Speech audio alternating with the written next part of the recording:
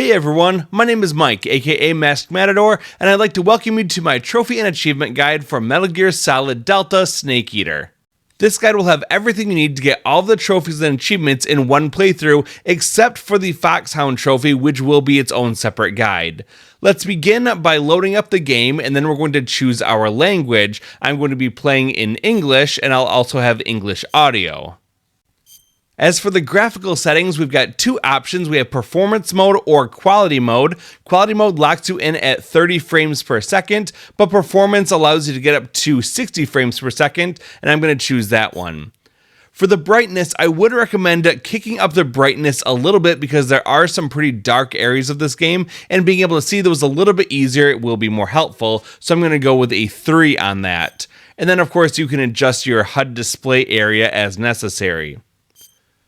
We'll begin by pressing any button.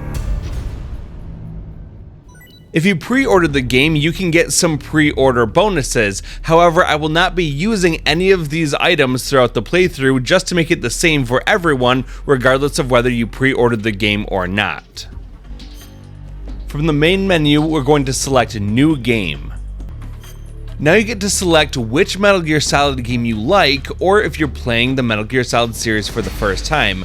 Whichever option you choose, you're going to get some additional initial equipment, and many of the items that we get have special effects that can be beneficial for us. Some of these special effects would allow you to prevent serious injuries, to double your health recovery rate, to have unlimited suppressors, to have unlimited batteries, to breathe underwater, to make all food taste good and refill more stamina, to have unlimited grenade uses, and more. Now, strictly speaking, for the trophy guide, it doesn't matter which option you choose. At the end of the game, we're going to unlock all of the different uniforms and face paints offered here, but I would recommend that you choose I Like Metal Gear Solid 3 because that will start us off with the Flecktarn camo, and that gives us the ability to have unlimited battery usage, which is very helpful for different parts of this game. So let's choose I Like Metal Gear Solid 3.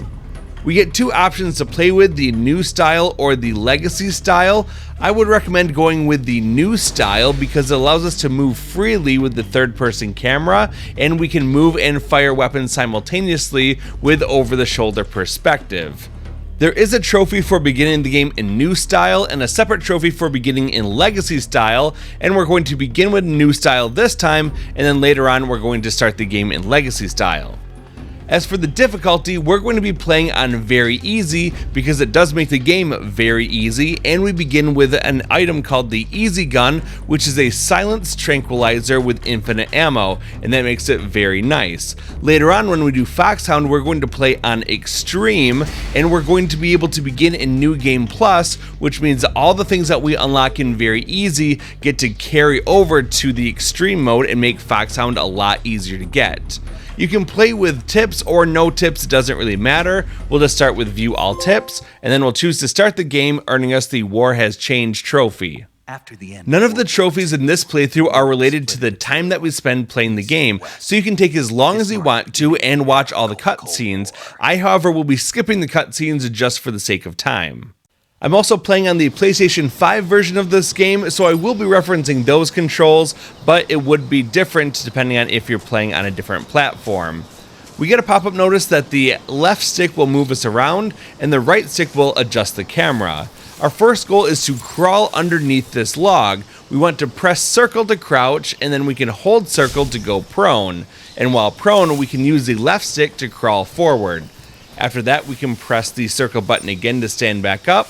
We'll proceed forward and go to this tree with vines on it, which is a climbing tree, and we can press X in front of it to climb up like a ladder. Once we get up to this tree branch, we can then press the X button to hang down, and then we'll shimmy over toward the right and collect our backpack. Again, there's a cutscene, and we'll be skipping it, and we're also going to skip the codec or the radio conversations. There are a few different trophies or achievements we can get in this initial area. Let's start by opening up the survival viewer, which allows us to change our camouflage, switch out weapons and equipment, eat food, treat injuries and illnesses, check the map, and perform various other tasks to help us survive. We then want to select camouflage. You can wear camouflage to blend in with your environment and deceive your enemies. Select camouflage in the survival viewer and use uniform to change outfits and face to apply face paint. The effectiveness of each face paint and uniform for a given location will be depicted by a numerical value relative to the effectiveness of your current camouflage. The higher the value, the more effective the camouflage. If you chose the I like Metal Gear Solid 3 option, you began with the Flecktarn camo. Like I said, it prevents battery drain, but it also provides us with a good bonus to our camouflage. If you didn't choose that, then instead choose the Leaf camo, and then choose the Woodland face paint. After that, close the survival viewer, take a few steps forward until you're out of the long grass, and then lay down on the ground in this area by holding circle, and you can get the I Can Totally See You trophy or achievement. Now let's stand up and we'll see that there's a very large snake next to us. You can go into first person view by pressing the R1 button, and then hold L2 to ready your weapon. Aim at the snake and then press R2 to fire. And that will tranquilize the snake and put it into a live cage. If we then step onto that cage, we'll collect it, and that will give us the Can I Keep It trophy or achievement for collecting a live animal. In the new style, you don't have to go into first person view in order to fire your gun. You can just hold down L2 to ready it in third person view. And we want to shoot the mushroom here at the base of the tree. That allows us to collect our mushroom C. The next piece of food that we want to collect is actually in the tree above us, but it can be a little bit hard to see from this perspective, so I would recommend going back over to the log that we crawled under earlier, turn around, and then look up in the trees to find this large green piece of fruit, and we can shoot it down. Now let's go and collect it off the ground. This will give us not only D med, but also our fruit B. From here, we're going to go back to that log that we crawled under, and we're going to crawl back under it to go to the other area. Once we're on this side, you want to look at the patch of grass just to your left. There's a very small green frog in this area that walks around. If you look carefully, you can actually see the grass and the plants moving around. So try to shoot it, and then you're able to tranquilize this animal as well. If you miss, that's okay. Just keep looking for it, maybe change your position a little bit, and eventually you will be able to find it and shoot it, and that will allow you to get another animal into your collection. Now let's collect Frog B. Now let's turn toward the left and we'll find another log on the ground. To the left of it is a tree stump, and on the left side of the stump are some mushrooms. Let's shoot those and pick them up, and this is going to give us our mushroom A. Now let's take a few steps over toward the right and press up against this log. We can then press the X button to climb over it. As soon as we get over the log, there's going to be a snake right in front of us, so let's shoot this one. It's a different snake from the one that we collected previously, and this is going to be Snake H. There is an ammo box floating around in this area, and if we go over and collect it, that will give us some Mark 22 ammo. The Mark 22 is the tranquilizer pistol that we're currently using. Now let's turn around and we're going to hop back over that log that we climbed over earlier. We'll then proceed forward and over toward the left, which will take us up a hill. Once we get to the top of the hill, we'll turn left and we'll see a green frog figurine and a yellow duck wearing camouflage figurine. When we shoot the green frog, we get the Prince Charming trophy or achievement for shooting the first of 64 Kerotan Frogs. And if we shoot the yellow duck just to the left of it, we're going to get a separate trophy called Ugly Duckling, which we get for shooting the first of 64 Gakko ducks. The Kerotan Frogs were in the original Metal Gear Solid 3 Snake Eater, and they're in the exact same location, but these new Gakko ducks are unique to Delta. Also, once you shoot one of these figurines, it will be unlocked permanently, and you don't have to shoot it again as we work our way toward the trophy that we get for collecting all 64 of these figurines. And there's even a way inside the game to track if you've collected it in this area. Nearby is going to be some life medicine. That's the item that we use if we want to heal. And then we can slide down the hill and proceed forward toward the exit of the area. You'll know you're close to the exit when the screen shrinks in cinema style. Now before we move on, we're going to press the start or the options button, and you can see in the bottom right hand corner the frog and the duck, and there's a check mark over its head to indicate that you've collected it in this area. It also has the tracker for 1 out of 64 for each of these items as well. We can get another trophy by going to photo mode. You don't have to make any changes here if you don't want to. You can just close right out of this, and as soon as you do, then we're going to get our next trophy called Paparazzo Snake for using photo mode for the first time. And finally, before going into the next area, let's open up the survival viewer and we'll go down to food.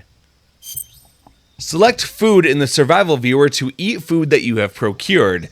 Eating food restores your stamina. Depending on the type of food, it may spoil after a certain amount of time. Animals which you have captured alive do not spoil. There are 48 different types of food items that we have to eat throughout this playthrough to get a trophy. And as you can see from the food list here, we've got 3 slots at the top that have cages on them: the giant anaconda, the tree frog, and the reticulated python. Those 3 things are in our live traps because we caught them with the tranquilizer gun. And then we've got some other artificial foods like calorie mates. We've got some mushrooms like the Siberian ink cap and the Russian oyster mushroom. And we get fruit like Russian false mango. Like I said, we'll be going through and collecting all 48 of these food items and eating them throughout the course of this playthrough. Let's begin by selecting the giant anaconda, and we'll choose to eat it. Tasty. This will unlock another trophy called Snake Eater for eating our first snake. We're then going to select Tree Frog and eat it. Disgusting. Now we'll select the reticulated python and eat that one. That's tasty. Let's scroll down and eat a calorie mate. I want some more. Then we'll eat Siberian ink cap. Sick. We'll then eat the Russian false mango. Pretty tasty. And finally the Russian oyster mushroom. This is horrible. We'll leave the calorie mate there for now, and then we'll leave this menu, and we want to continue forward along the path and go into the next area, which is called Dramuji Swampland. Whenever you transition into a new area, the game will autosave, but if you want to make a manual save, hold the down button on the directional pad, and then that will bring up the radio menu. We can then choose the save option by going to radio frequency 140.96. There are other people that you can call on the radio, and there's a couple trophies that you can get by making different radio calls. We can get one of those trophies or achievements right now by calling paramedic and saving the game. So let's choose the save option, and you'll see there's the auto save at the top. That slot gets overridden every time you go into a new area. And then we can also choose a manual save slot here. So we'll choose the one that says no data and we'll save the game. Afterward, paramedic will want to talk to you about movies, which will earn you the Cinephile trophy. You haven't seen it? If you don't want to listen to the whole conversation, hold down the triangle button to fast forward through it. We've got some more important things to do in the swamp, so let's move forward along the path running between the trees. As you're running, you can press the triangle button to roll, and if you hold the triangle button, then you will also roll into a crawl. And rolling is very useful. It can get you away from certain dangers. You can roll right over a crocodile without getting hurt. You can also roll right over top of this muddy trench to take you to the other side, which is recommended because it's much faster than trying to walk through the sticky mud. Between the trees on this little island is another Gecko duck, so let's shoot that one. In the tree just above where the duck is going to be a tan circular item. This is actually a hornet nest that we want to shoot. We'll collect it as well as the ointment item, and then we'll make our way over toward the other side of this swamp. Let's proceed up the hill until we can run into a tree right in the middle of the path. Once we're here, we want to look up in the tree and we can shoot a yellow fruit. We'll collect this to get to our fruit C. And then if we look over toward the right side of the tree, there's another Kerotan Frog on the hill. We've now collected everything that we need in this area, so let's go into our survival viewer first. Then we'll go down to food, and we want to eat the hornet's nest that we collected.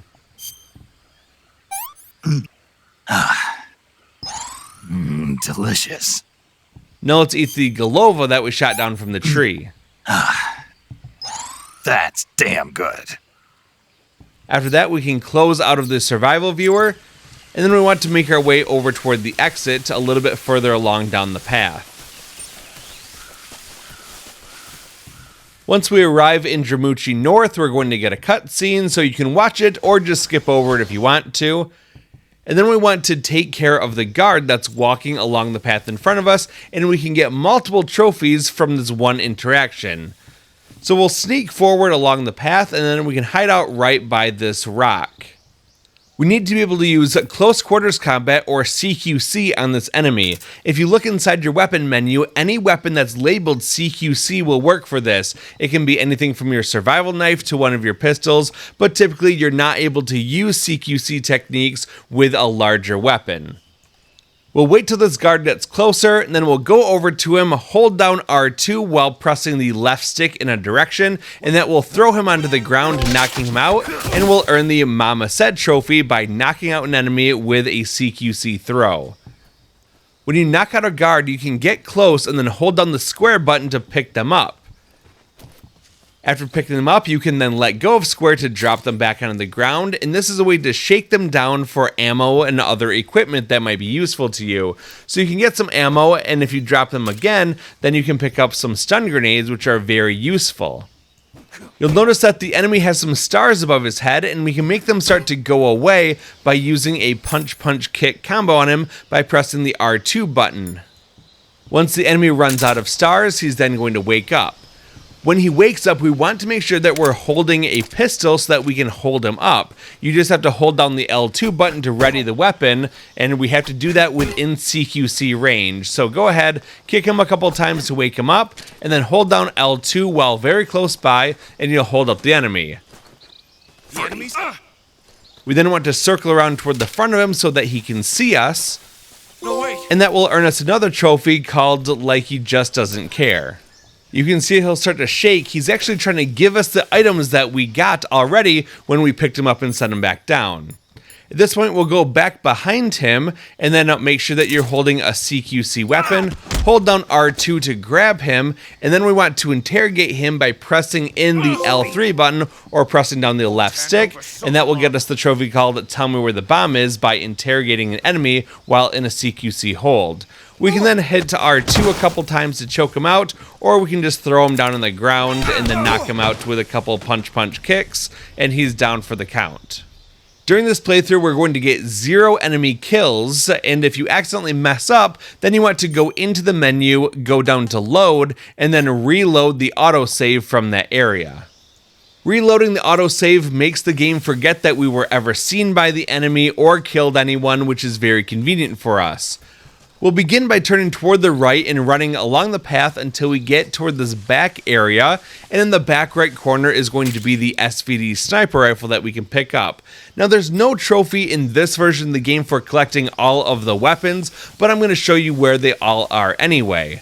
We're now going to make our way back over toward the initial area where that guard is, and we can just take him out by shooting him with the tranquilizer gun. You can either use the pistol that we have been using, the Mark 22, or you can use the Easy Gun. This Easy Gun has unlimited ammo, it has a built-in suppressor that never runs out, it has a laser sight, and also automatically sets our camouflage index up to 80, which is very good for making sure we're not being seen. After we knock out that guard, we're going to shake him down a couple times so that we can get those stun grenades that we know that he's holding.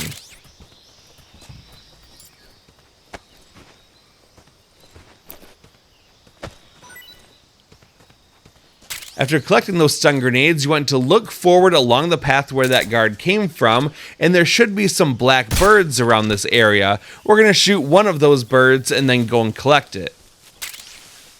Then continue going forward along the path and you'll see another guard in front of us. Let's tranquilize him so he's not a threat to us anymore.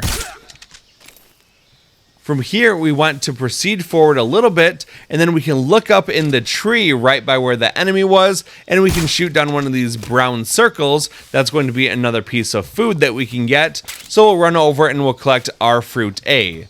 In the nearby stump, we can pick up some grenades, and then we'll head back over toward where that guard went down, and if we look just to the left of this stump, there's going to be a log that has another Gakko duck.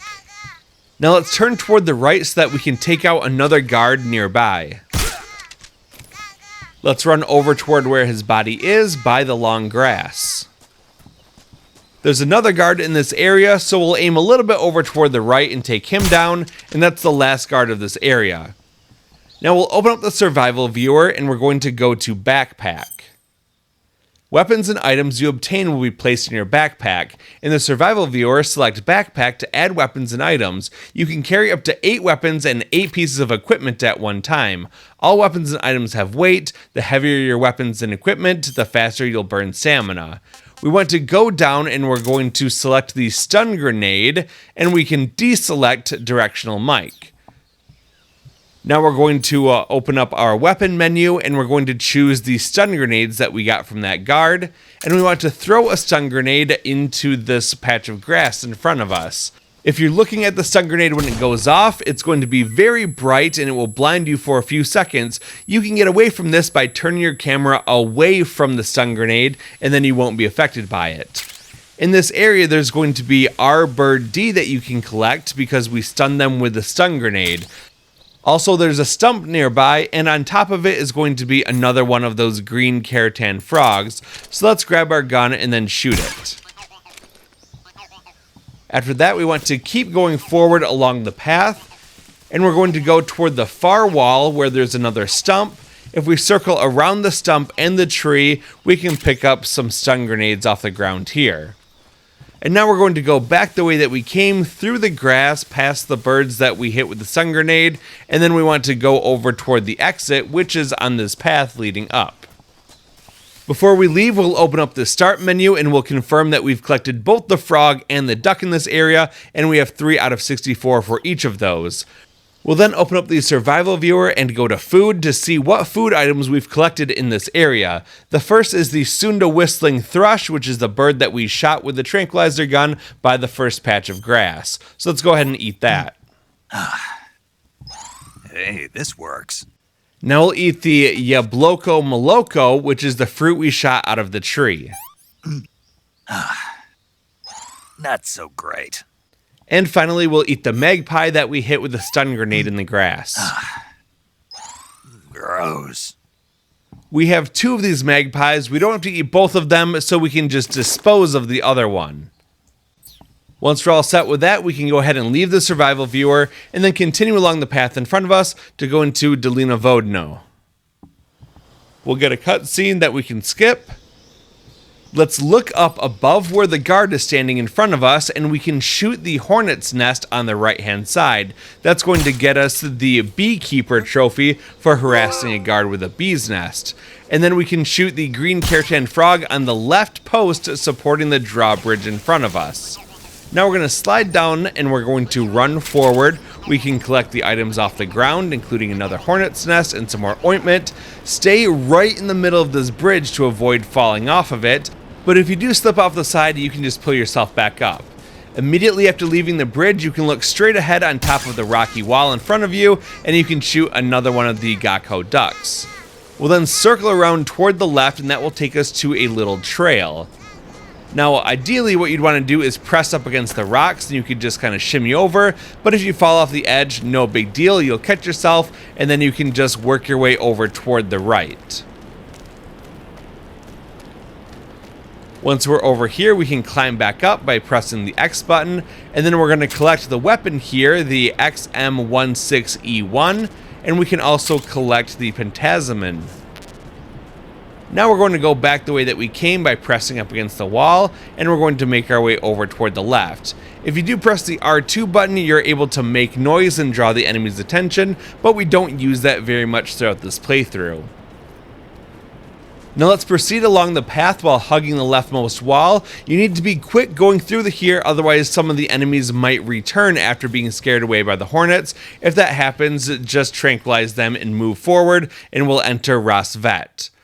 We get another cutscene when we entered this area, so feel free to watch it or skip it, and then you want to aim your gun at the guard directly in front of you, and we're going to take him out. But wait a second, before shooting the guard just behind him and toward the left, we want to wait until he starts moving, and then we can take him out. If you shoot him too fast, it's going to cause a caution from the other guards, and it makes it a little bit harder to move through here. But once both of those guards are gone and there's no caution, then proceed forward toward the broken building, and we can take out another guard just in front of us. We'll then move up to where that guard is, and we'll look forward past the barrel, and on the right side of this tree is another enemy that we can take down. From here, we're going to turn toward the left, go past the stairs, and on your right is going to be a hole in the wall, and if we look through that hole, we can find another Kerotan Frog.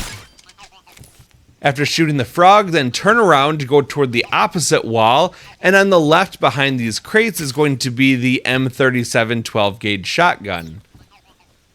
We then want to go back over the way that we came by the guard that we dropped. We'll go forward a little bit and then turn toward the left. We want to go toward the back of this area, and if we look on the shelves on the right, we can shoot another Gecko duck. From here, we'll go forward and we can pick up some life medicine, and then we'll turn around, go forward, turn toward the left to go through the door, and as we approach the door in the back, we'll get another cutscene that we can either watch or skip. And during the following radio call, we get the Young Gun trophy. Snake, you alright? I've run into a few snags. You can listen to the conversation or fast forward through it. It doesn't really matter. And then after that, we can get another trophy. If we stand up and look right behind us, we're standing on top of Ocelot's body. We're then going to equip the survival knife, and then we're going to crouch down next to Ocelot, ready the weapon with L2, and then repeatedly slash at him with the R2 button until he dies. That will give us the Time Paradox trophy. Snake, what have you done? You changed the future. You've created a time paradox. If you're worried about completing the game without any continues, then choose the exit option. That will take you back out to the main menu. Luckily, the load times in Metal Gear Solid Delta are pretty quick, and we can just go right back into the menu, and then we can choose the load game option, and then we can reload that autosave, and we'll be right back to where we were before we killed Ocelot. There's nothing else to do in this area, so run forward through the broken wall and continue along the path until we transition into a new area. If you're enjoying this video, please be sure to hit that like button as it really helps me out, and consider subscribing to join our amazing community. When we enter Dolina Vodno, we'll get some more cutscenes that we can skip, and then we'll find ourselves very badly injured on the Dolina Vodno riverbank. We'll open up the survival viewer and choose Cure. Select Cure in the survival viewer to treat injuries and illnesses that Snake incurs. When seriously injured, your life gauge's maximum capacity will be reduced if you don't treat yourself, so see to your treatment as soon as possible. Select the area you wish to treat and then choose the appropriate medical item from the list to begin the treatment. Carry out all the necessary treatments in order to completely cure the injury or illness.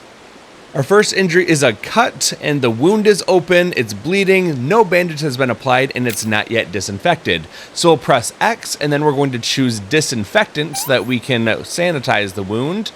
We'll then choose the styptic to stop the bleeding. We'll choose the bandage to apply a bandage, and the suture kit to close the wound. We have another cut, so we'll use another suture kit, bandage, styptic, and disinfectant. A third cut, so we'll use disinfectant, styptic, bandage, and suture kit. To treat the bone fracture, we need to use a bandage as well as a splint. Another cut requires disinfectant, a styptic, a bandage, and a suture kit. And finally, another bone fracture requires a bandage and a splint. That ends the Virtuous mission, and we get many more cutscenes, and now we begin Operation Snake Eater. We'll begin by moving forward into this area, and then we're going to equip one of our weapons like the Easy Gun. We want to look around in this area for a few more things that we can collect.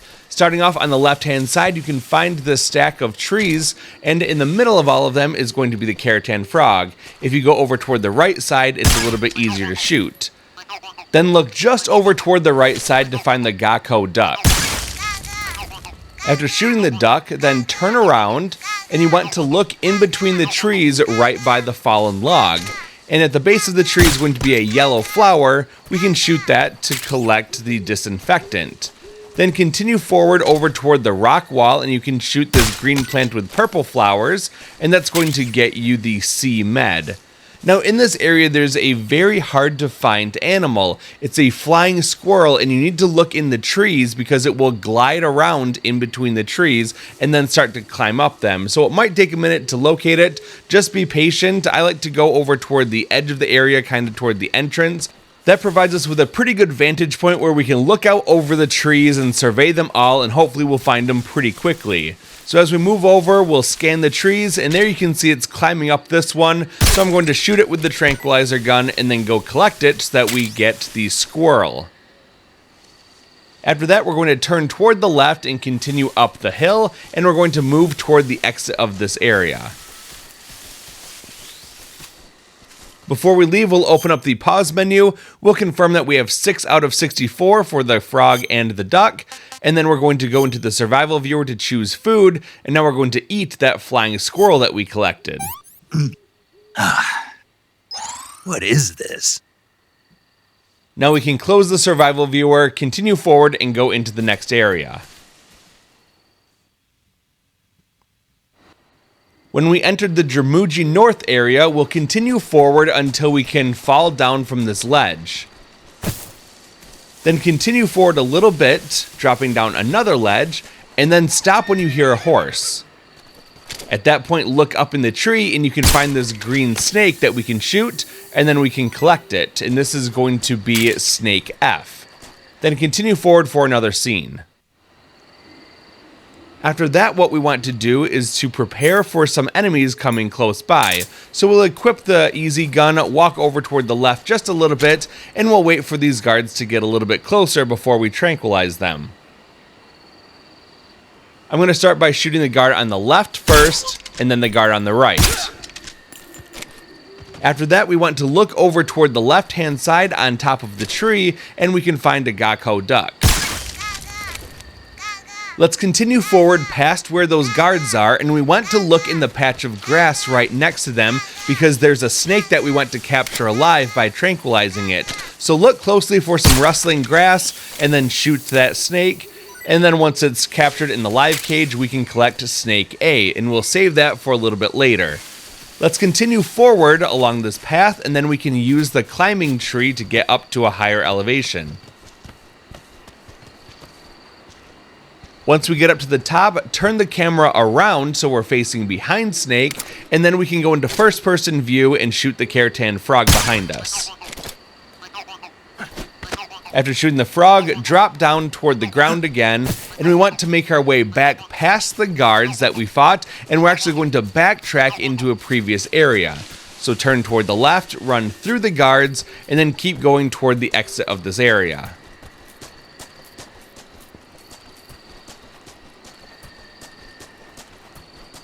Before we leave this area, we want to confirm that we've collected both the frog and the duck, so open up the pause menu, confirm that there are check marks above both of their heads, and then we want to open up the survival viewer and go down to food. We only want to eat the green tree python at this time. Not too bad. We're going to save the king cobra so that we can get a different trophy with it later on. Let's close out of the survival viewer and continue forward so that we can go to the Dramuji swampland. Let's proceed forward along the path until we get down to the edge of the mud. Once we get down to the edge, we can roll over the mud to go onto the island. Be careful not to get too close to that crocodile, and then look out past the crocodile and the hornet's nest. There's going to be a log in the distance, and we can shoot the Camo duck on the top of it. Now we're going to turn around, and we want to roll across this mud so that we can get to the far bank. Keep going forward while being careful not to get too close to the crocodiles, and if we loop around toward the right, we can find the Kerotan Frog on the ground behind the trees. We have the option whether to kill the crocodile here now using the survival knife, or we can kill a different one later on with a gun, which is much quicker and easier, but just for fun, I'll show you the knife option. These crocodiles, called gavials, are the most dangerous when you get too close to their mouth or too close to their tail, which they can use to slap you around a little bit and do some damage, so be careful as you try to attack them from the side. You want to be lying down and then hold the L2 button to ready the weapon, and then continuously press the R2 button to stab the gavial. We're going to stab him 25 times, which will deal enough damage to defeat him, and once he's defeated, then he's going to drop 3 servings of meat, meaning these gavials are a good source of food if you want to get a lot of food quickly. Now let's equip a gun like the Easy Gun, and we're going to shoot down the hornet's nest hanging down from the tree on the island in the middle of this area. We've already eaten a hornet's nest, and we don't need it for that purpose. However, we do need to collect this so that we'll have a hornet nest later on in the game so that we can get a different and much more rare food item. Let's make our way over to pick up that hornet nest, and as we walk through the water, you'll notice that on the left side of the screen, we might get the cure option to pop up. That's because we were just bitten by a leech, which will continuously drain our stamina until we get rid of it. So let's open up the survival viewer, go to cure, and we'll see that a leech is stuck onto us. All we have to do to get rid of it is to use the cigar item, and that will burn it off and we'll be cured from the leech. Now let's close the survival viewer and continue along the path until we get to the transition zone between this area and the next one. Just be careful walking around those gavials because if they get you in the water or the mud, they can instantly kill you. So as we get close to that screen transition zone, we want to confirm a few different things. Number one, we're going to confirm that we got both of the Kerotan Frog and the duck in this area. So open up the pause menu to confirm the check marks. And then we want to open up the survival viewer and we'll go down to food. Again, we're going to keep the king cobra here, so do not eat that, but we will eat the Indian gavial. What can I say? Make sure that you hang on to this hornet's nest because like I said, we're going to use it later on in the game to get a different food item. But to clean up our inventory a little bit, we're going to dispose of the 2 other Indian gavial meats that we collected. Once we're all done in the food menu, we can close out of that, and then we're going to continue forward until we go into the Dramuji South area. We're going to run past the big tree in the middle of this area, and on the left side there's going to be another tree next to the rocky wall, and at the base of that tree is going to be a plant with purple flowers. We can shoot that and collect the splint. Now we're going to crawl under the log, and we're going to go back to the very first area where we began the virtuous mission. On the other side of the log is going to be a large goat-like animal called a markhor. We're going to equip the survival knife, and then we're going to go kill it, similarly to how we just killed that gavial. So we'll ready the knife, and then we can slash it, and then we can collect its meat. The markhor drops 2 servings of its meat. You really only have to collect 1 of them. And then also in this area, there's going to be a rabbit that's jumping around. So go ahead and use your tranquilizer gun to shoot it, and then we'll go over and collect the rabbit. While staying by this cliff's edge, we can look out and over toward the right side, and we can find a gecko duck hidden very well on a little rocky outcrop. Now we'll look a bit toward the right and run over to the log lying on the ground. We can look over the log, and the Kerotan Frog is on the rocky wall behind it. Now we'll climb over the log, and we'll notice that there's a tree on the right side of this area. At the base of that tree, just on its left side, there's going to be a leafy plant. We can shoot that, and we'll collect the styptic, and then we can collect the chaff grenade right after that. Now turn around, and we're going to hop back over that log. If we look forward, we can see 2 items on the ground, so we'll run forward and get some stun grenades and regular grenades, continue running up the hill, and then we can slide down the slope. Let's continue forward till we get to the screen transition zone, and then we want to open up the start menu to confirm we have 9 out of 64 of the frogs and the ducks, and then we're also going to go into the survival viewer, choose food, and we're going to eat the European rabbit that we collected. Pretty tasty. Now let's go down and eat one of the markhors that we collected. Pretty tasty. And we'll just dispose of the other meat. Once we're all done with the food, we can close out of the survival viewer, and then we'll continue forward to return to the Dramuji swampland.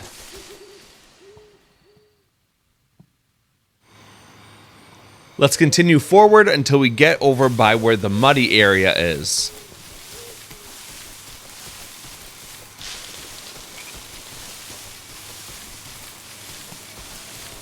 Remember that you can press triangle while running to roll over obstacles like the gavials in this area to avoid damage, and also over the mud to avoid the leeches.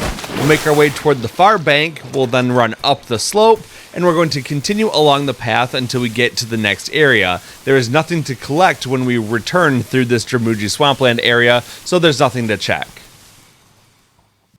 As we re-enter the Dramuji North area, we'll continue forward until we get back by where we had a cutscene earlier when we began Operation Snake Eater.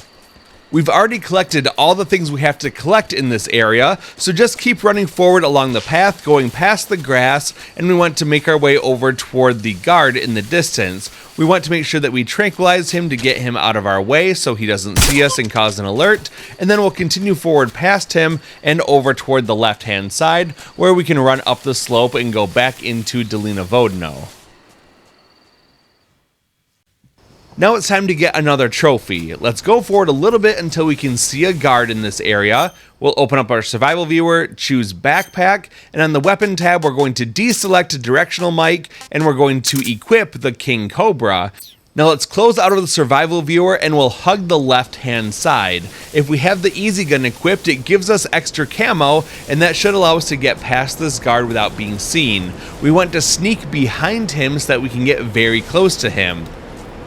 Now let's open up the weapon menu and we'll select Snake A to equip it as a weapon.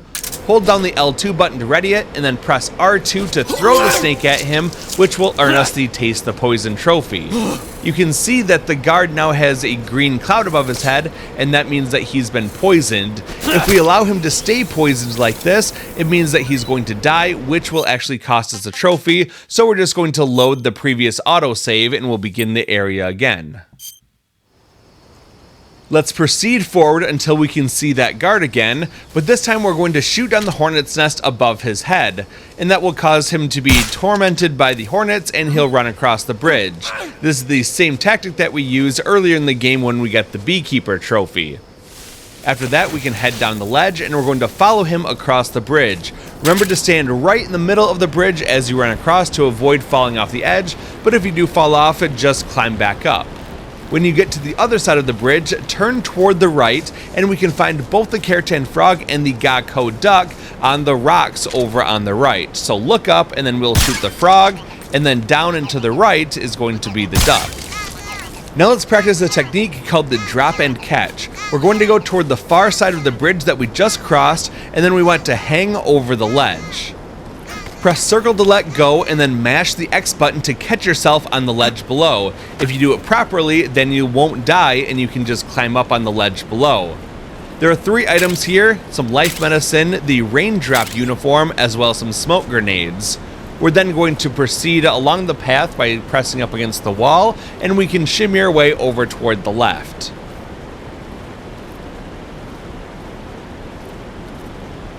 Once we get past the narrow part, we can just run up the ledge. Remember to be careful because sometimes the enemies might return here, and if necessary, you can just shoot them as they walk along the path. But if you're quick enough, then you can get out of here and return to the Rossvet area before the enemies return. Let's confirm that right now we have 10 out of 64 of the frogs and ducks, but we haven't collected them in this area yet, so we'll do that right now. Luckily, there are no guards in this area, so we can take our time to explore this area thoroughly. We're going to proceed along the path until we can go into the broken building. From here, keep going forward toward the barrel that's lying down, look toward the left, and underneath the stairs you'll find the Kerotan Frog. We're now going to go up the stairs toward the top.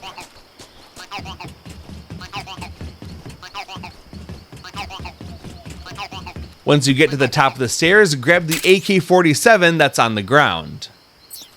Now we can turn around, and we're going to look out over this railing, and if you look at the pillar in the distance, you can shoot the Gakko duck. Now let's go into our survival viewer. We'll choose backpack, and we want to equip the AK-47 that we just collected. Now let's equip that AK-47, and we're going to fire off an entire magazine of 30 rounds. Snake will automatically reload, and that's going to place a new item inside of our backpack called a magazine. This is the only way that we can get the magazine because we cannot find them anywhere in the world. You have to empty a magazine and let Snake reload. Now we're going to unequip the AK-47 so we're not carrying it, and then we want to proceed down the stairs. We can drop off this ledge and then go forward until we hit some boxes.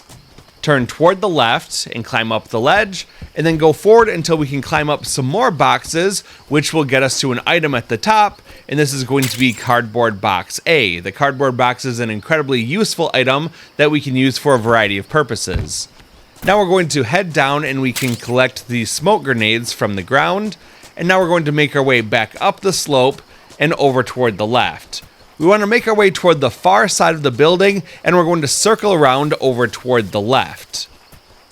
On the ground on the right side is going to be some bug juice, which is useful for keeping leeches off of us, and then continue going around the building behind the barrels, and we can collect a new face paint called Zombie. Now let's head back around toward the front of the building, and we'll continue along with the story.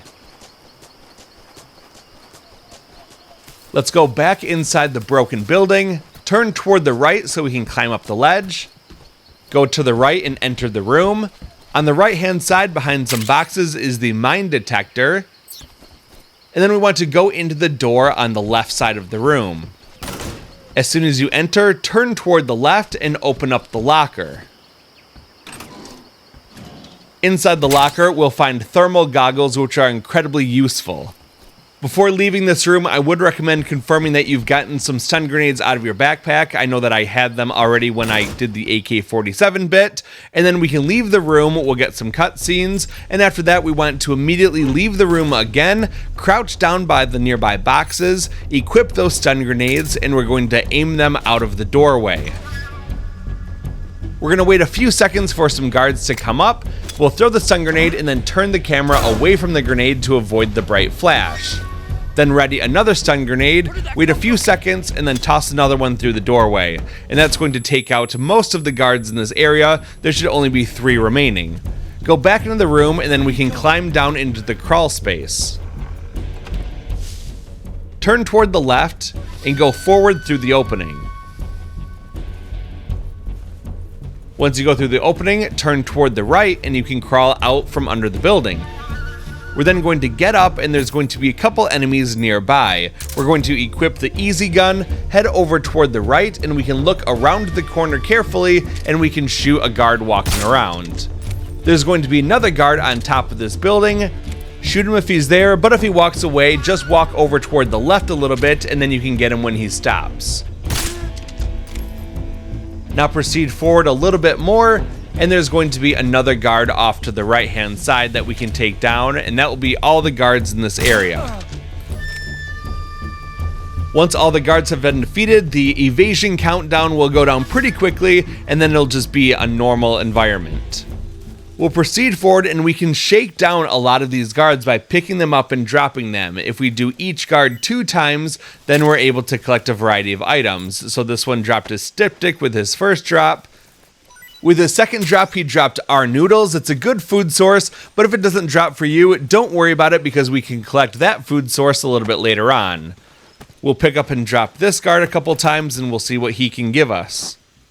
We'll just pick him up and drop him 2 times in a row, and then we'll collect both items at the same time. And in this case, the guard is going to drop a battery as well as a suture kit. Now we can climb up, and we're going to shake down another guard a couple times.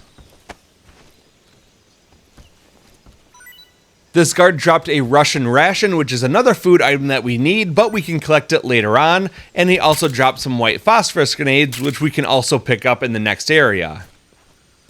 We'll climb up and we're going to drop another guard a couple times and see what he drops. With his first drop, he gave me a suppressor for the Mark 22, and with the second drop, he gives me some pentazemin. Now, if two guards are too close together, it might default to grabbing a guard you don't want. In that case, keep holding down the square button, and you can just drag him away by holding down the left stick. And now we can go ahead and pick up the other guard. So we'll shake him down a couple times and see what he gives us. In this case, he's going to give us some ammo for the AK-47, as well as another battery. That's all that we need to do now, so let's run around the building back the way that we came, and we'll keep going forward until we get another cutscene. After the cutscene, all the enemies have left this area and we're back inside the broken building, so we'll leave the building and then keep circling around toward the left, and now the gate in the back has been opened, and that's the direction that we want to head. So let's move on over toward that area, we'll run past the crates and leave through the opening in the fence. This takes us into an area known as Shagohod Prude. It has a lot of things that we can collect and 2 new trophies we can get right at the beginning. So let's open up the survival viewer, we'll go to backpack, and on the weapons tab, we're going to equip the M1911A1 so that we can lethally kill some animals. Then on the item tab, we can remove the binoculars, and we'll equip the thermal goggles. We'll remove the motion detector, and we can remove the anti-personnel sensor. We then want to equip the bug juice. Let's close out of the backpack and then we'll go to camouflage. We're then going to scroll down and we can equip the scientist camouflage. Now let's close out of the survival viewer and then we want to proceed forward toward the edge of the water in front of us. If we look over toward the left side, there's a lot of mud over here. Let's roll around in the mud a little bit, and that will unlock the Mud Scientist trophy for getting our scientist uniform dirty. Just be careful because there are some gavials in this area that we want to avoid. We want to re-equip the Flecktarn camo. You can either do that through the survival viewer, or the shortcut is to hold down the up button on the directional pad. That will bring up the most recently used camouflages, and you can just re-equip it from there. If we use the M1911A1, we can quickly kill the gavial in this area by shooting it in its head, and then we can collect its meat. So use this method if you didn't get the gavial meat earlier using the survival knife. Then we can use some bug juice to make us immune to leeches in the swamp, and then we'll go forward collecting all the items here. There's also going to be some white phosphorus grenades as well as some smoke grenades in this area if you haven't gotten those already. Now let's go back up onto land and proceed over toward the left where we can find a snake on the ground. Let's go ahead and shoot it with that same M1911A1 so that we're not tranquilizing it and keeping it live. And then we're going to collect Snake E. If we look in the water over on the left, we can find a couple frogs. You might find a green frog. That's the same tree frog that we ate at the beginning of the game that was very hard to find in the grass. There's also a red and purple frog in this area. If we shoot that one, then we can go over and we'll collect Frog C. Now let's head back up onto the land nearby so that we can find another snake. It looks pretty similar to the last snake we killed, but it is a different species. So make sure you shoot it, and then we're going to collect it, and this will be our Snake D. Now let's go into the survival viewer and we'll choose food. We've already gotten the trophy for the taste of poison, so now we can eat the king cobra because we don't need to save it any longer. Pretty tasty. Now we can scroll down a bit and we can eat the Russian ration if we've collected that one. I'm gonna puke. If you didn't get the gavial already, you can eat that at this time as well, or go down and eat the milk snake. Sometimes little videos will pop up showing Snake eating the item. You can either watch it if you want to, or just skip it. I've had enough. If you didn't get the tree frog earlier in the game, go ahead and eat it at this time. I've had enough. And now we're going to eat the poison dart frog. If you eat poisoned items, then you come down with food poisoning, which is bad because it will cause you to continually lose health.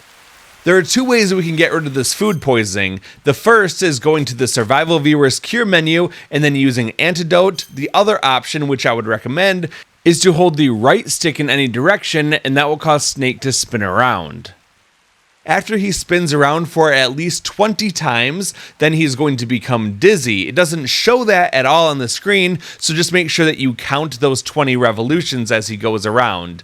So once Snake is good and dizzy after spinning around at least 20 times, then leave the cure menu, leave the survival viewer entirely, and then Snake will throw up, earning us the Ralph Called trophy, and we're now also cured of that food poisoning naturally.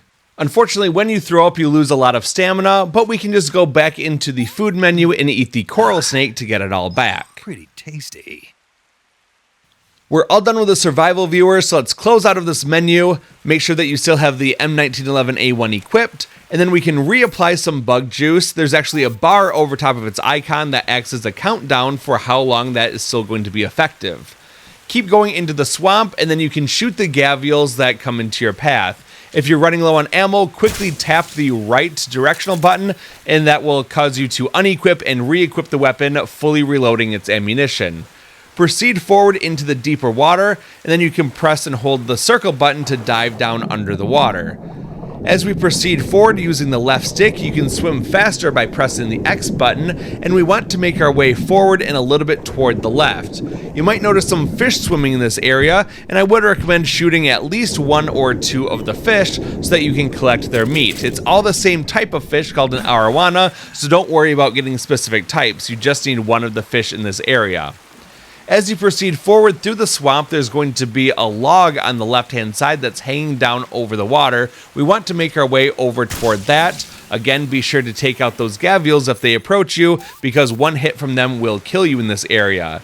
Make sure you re-equip the bug juice if it's running low, and then when you get close to those logs, dive underwater and swim underneath them. This will take us to kind of a secret area where we can get an interesting item, as well as have easy access to the Shagohod duck and the Kerotan Frog. We'll proceed up onto land, and we'll go forward a little bit until we get a mandatory radio call.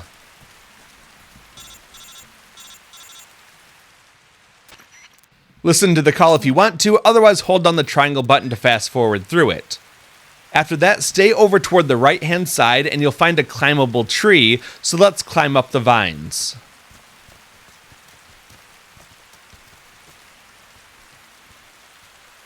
Once we're on the branch, we can hang down and we're going to make our way across the rope to the right. At the bottom of the screen, you'll notice a blue bar that's decreasing. That's our grip strength, and if it runs out, we're going to fall down. So quickly make your way over toward the right and get just above the rope below us. We're going to do the drop and catch technique again, so line yourself up so that you're right above that rope. Press circle to let go, and then mash the X button to grab onto the rope beneath you. That will actually refill our grip gauge all the way. And now we can make our way over toward the left to where we can get up to this upper ledge, which is inaccessible by any other means than this drop and catch rope technique. This upper area has a pretty unique item that can actually make a future section pretty easy. So let's go over toward the land, make sure that we're right in the middle of it, and then we can let go, and now we're going to grab the croc cap. To our left is a tree that has a branch with the Shagohod duck on it. Now normally it's camouflaged, but this one's already active, which proves that if you shoot this duck, it is unlocked permanently across your playthroughs, so you only have to shoot it once. Then we can jump back in the water, reapply some bug juice, dive down under the water, and at the base of that same tree is the Kerotan Frog. Now we want to resurface before we run out of breath. We can hold down the triangle button to go up to the surface much quicker, and then if we turn around, there's going to be a couple items that we can go and pick up. So let's make our way over there. We'll go up onto land and grab some stun grenades and some more ammo for the M1911A1. Then turn around again, swim back past where the frog and the duck are, and that will take us back up onto land. From here, we want to go over toward the right side, go through the trees, and then over toward the water again. As we go into the water, there's going to be another uniform for us, the Shagohod uniform, as well as some chaff grenades. Now let's leave the water and we'll go forward. But don't go too quick because you'll see that there's actually going to be a tripwire ahead of you, and if you hit that, then it springs a trap. The best way to get past the tripwire is just to run and then roll over it, and it won't activate. We're in the screen transition zone, so let's verify that we have 12 out of 64 for both the frog and the duck in this area, and then we'll go into the survival viewer's food menu. If you collected the instant noodles by shaking down a guard, feel free to eat them now. If you don't have it, that's okay. I'll show you where to get some more later on. And then go down and we can eat an arowana that we got in this area. We're going to keep a few copies of the arowana meat on hand because arowana is fish, and fish spoils more quickly than other types of food, and spoiled food can help us in a future boss fight, but we can remove the extra Indian gavials by using the dispose option. After that's all done, we'll leave the survival viewer and go forward until we can go into Bolshaya Pass South. Upon entering this area, we're going to switch from the M1911A1 back to the easy gun. Go forward and over toward the right. You'll see a little bit of a dirty path, and we can use that path as a marker for where to crawl under the electrified fence. Don't touch the fence or you're going to take some damage. Keep crawling through this area, and if you equip the thermal goggles, you'll see where there's some glowing claymore mines around here. If you're standing and get too close to these things, they'll explode and do lots of damage and probably causing a serious injury. So instead, we're just going to crawl over the claymore mines and we'll collect them. We don't have to collect all of them, just get the ones on the path as you proceed forward and over toward the left side of that electrified fence in front of you. Then keep going forward, and there's going to be a climbable tree. Don't worry about the other claymore mine. As soon as you get close to the tree, then you can just climb up it, and you won't be hit by that claymore mine. As we climb the tree, we'll get to a branch that we can stand on, and we want to walk a few steps away from the main trunk of the tree. Then we want to aim toward the tree trunk, and then up and toward the left, where we can find a Shagohod duck on a higher branch.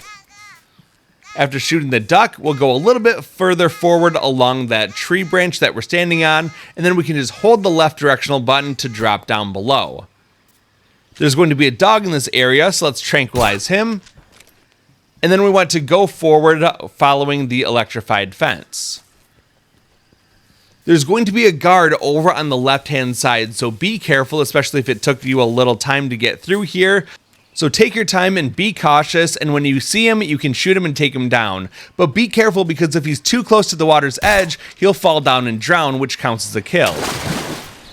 That splash sound means he's drowned and you've got to restart the area. But luckily, we've got to kill someone else in this area first for a different trophy, so don't worry about that right now. Keep going until you can climb up these ledges and then press against the wall and make your way over toward the left. It's quite a long walk that takes you over toward the left, but this is the only way to get another uniform. So keep making your way pressed against the wall and go over toward the left-hand side. All in all, it takes about 20 to 30 seconds to make your way all the way over toward the left, slow walking against the rocky wall, but then eventually it will open up the path a little bit more and you can move normally. Just be careful that you don't slip off the edge because you have to restart. Let's grab the splitter uniform from the item box, and then we can look out toward the trees on this side of the electric fence, and at the base is going to be a Kerotan Frog that we should shoot. We'll then hop down and we want to make our way over toward the guard standing by the fence. Now we can enter stalking mode by holding down L1 and using the left stick to move forward. We'll move very slowly but also silently. I would recommend going directly toward the side of him instead of going around toward the back to avoid the fence when we grab him by holding down the R2 button and entering CQC. We're now going to interrogate this guard, and we're going to do it a couple times until he tells us a fire support frequency. Fire support request 140.73. After learning the fire support frequency 140.73, we can just choke this guard out until he's unconscious. Now we'll hold the down button on the directional pad, and that will bring up our radio. We'll press R1 to go to tune, and then we're going to tune our radio to 140.73, which is actually marked on our radio. Let's go ahead and call it. This is Patrol, requesting fire support. Over. Understood, Patrol. Commencing fire support. As per standard operating procedure, this frequency will no longer be used. Out. This will earn us the Friendly Fire trophy. Let's go ahead and leave the radio, and we'll see what destruction this brings upon our enemies. There's guards patrolling around, and normally you'd want to tranquilize them, but that fire support will actually call in bombs that will kill the enemies. Obviously, we don't want those kills to be on our record because that voids one of our trophies, so instead what we're going to do is we're just going to reload the autosave of this area, and we're going to fly through this area once again. So starting off, we're going to move forward, and we're going to crawl under the electrified fence using the brown mud as our guide. Keep going forward over toward the left, and there's going to be some claymore mines along the path. If you want to see them easier, then equip the thermal goggles. Otherwise, just keep moving forward through the path over on the left side between the trees and the rocky wall.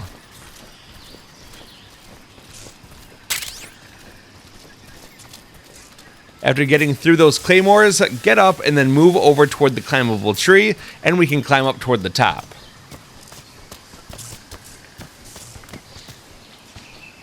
The Kerotan Frog is above us, and like in the previous area, it is now already marked if we looked at it, and it's not wearing its camouflage. The frog and the duck collection is permanent, so it's not necessary to shoot it again, but I'm just doing it for good measure. Now let's drop down, and we're going to shoot the dog with the easy gun.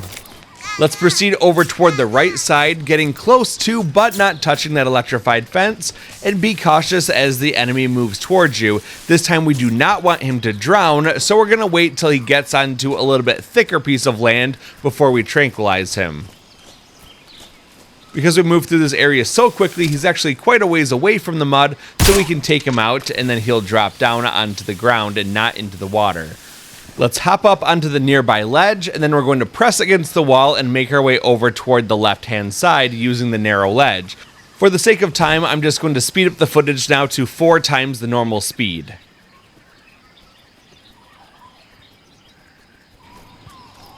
Once we get to the other side, go forward and grab the splitter uniform. And again, that Kerotan Frog is at the base of the trees in front of us.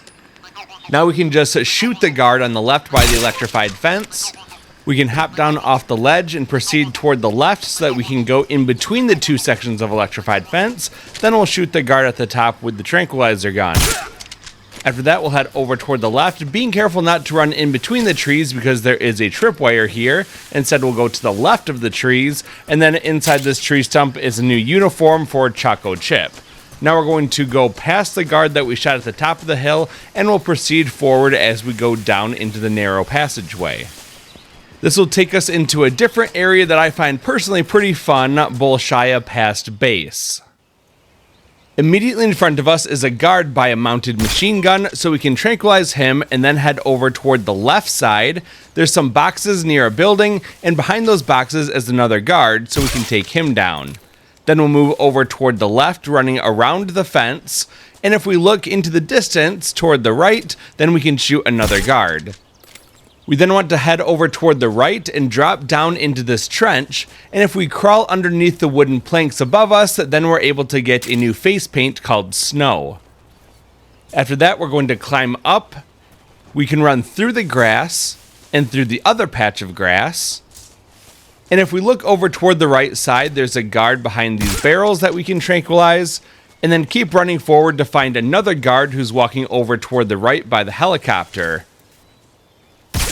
After all these guards are eliminated, that's everyone that we need to take care of, so run over toward the right side and go into this wooden shack, which is actually a place to find food. We can grab some Russian rations, a calorie mate, and a very important mouse trap.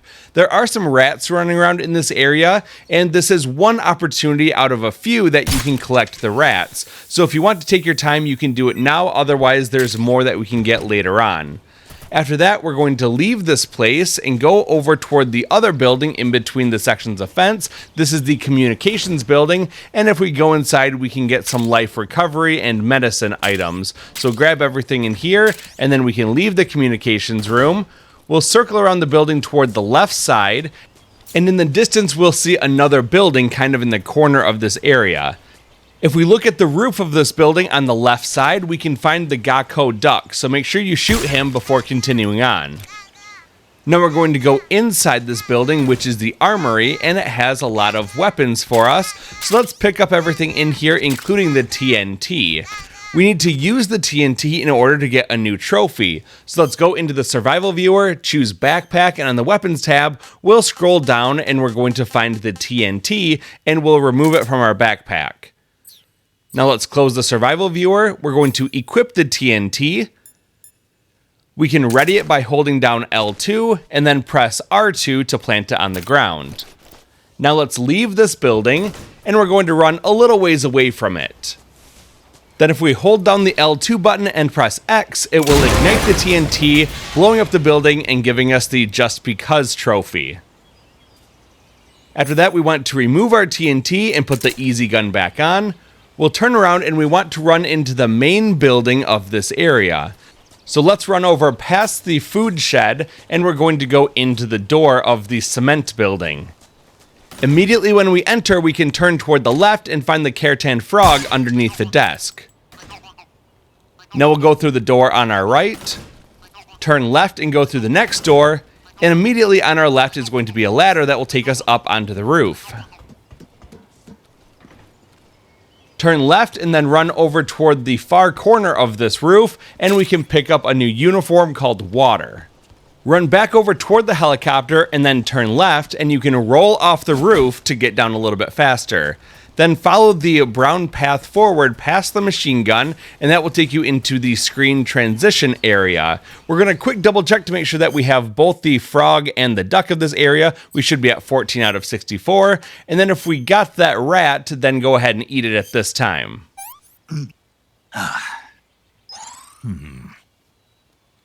Once you're all done with this, close out, and then we're going to proceed forward, where we're going to get a cutscene in Bolshaya Past Crevice, and we're going to have a boss fight. Immediately when the fight begins, turn toward the left and run toward the edge as far as you can go. Then look over the grass on Ocelot's side, and you can find the Shagohod duck amidst all the rocks. Now we're going to turn around and we're going to run toward the opposite corner of this area by the large tree and the grass. And if we look across the crevice, we can find the Kerotan Frog on the ground next to some trees. When Ocelot stops to reload, you'll get a little bit of a cutscene, but you can skip it if you wish or watch it.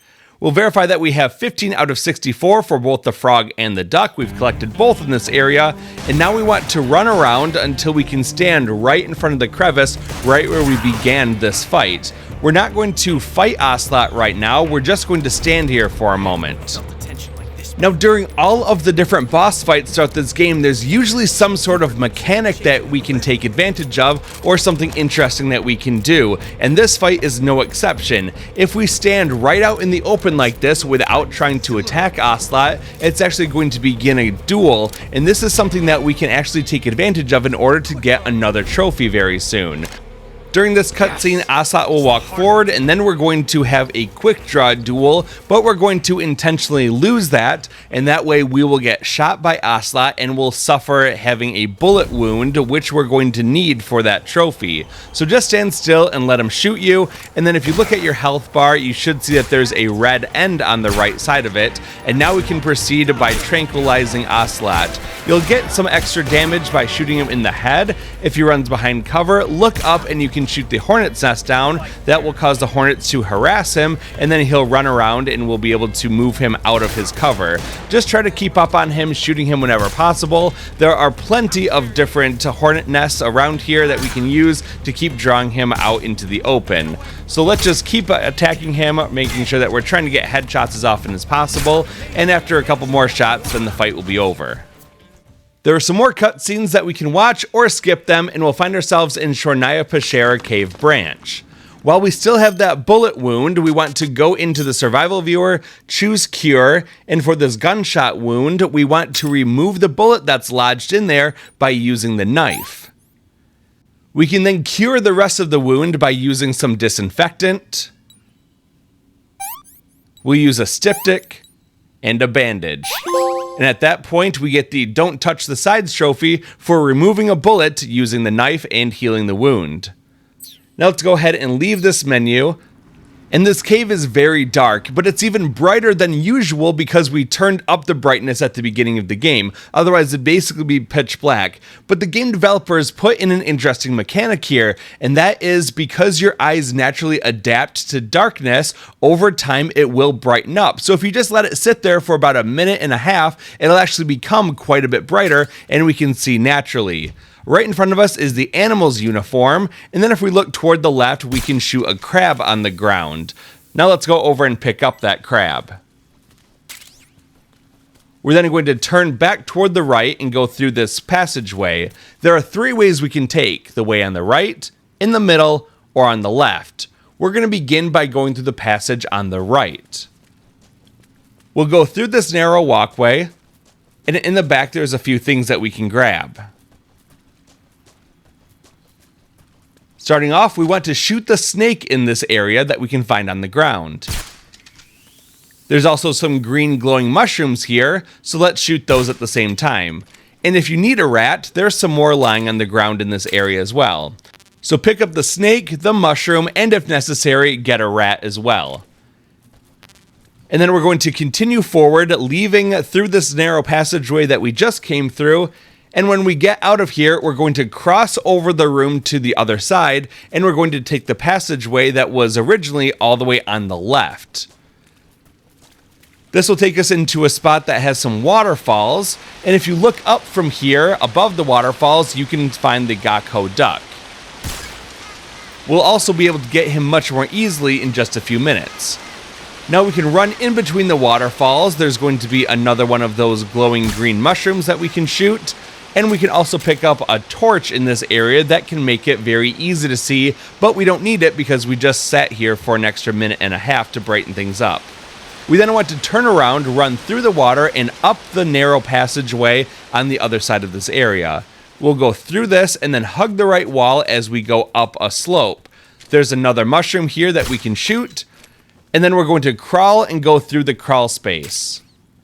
As we go forward, there's some more rats if you need one. And then we'll keep going through the crawl space until we get to the other side.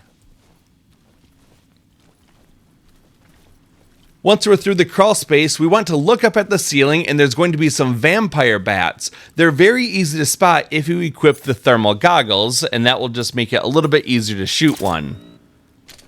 So here we see that there's some on the roof. We'll just shoot one of them, causing all the other ones to start flying around. These bats will attack you, but if you equip the active sonar and press in the left stick, it'll activate a sonar ping that causes all of the bats to go back to the ceiling.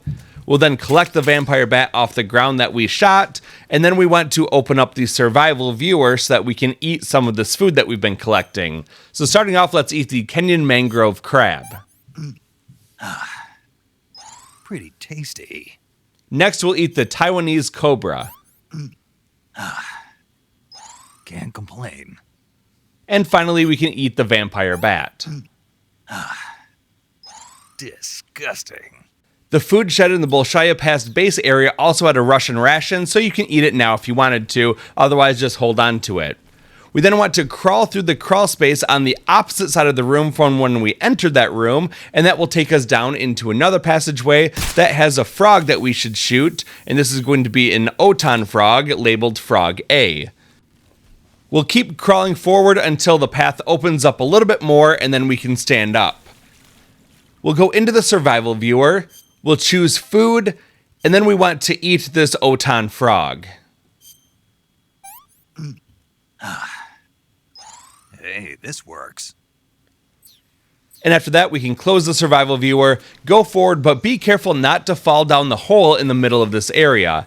If we look over the hole, we can find the Kerotan Frog on the other side, so we'll shoot him, and then we'll go around the hole, and we can pick up the night vision goggles called NVG. This will brighten up the area if we want to, but I think the lighting is pretty good for right now.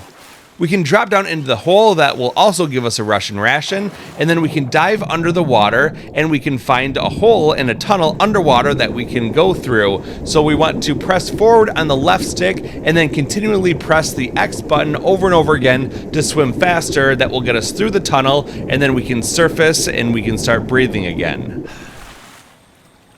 From here we want to turn slightly toward the left and go over toward the hill in the distance.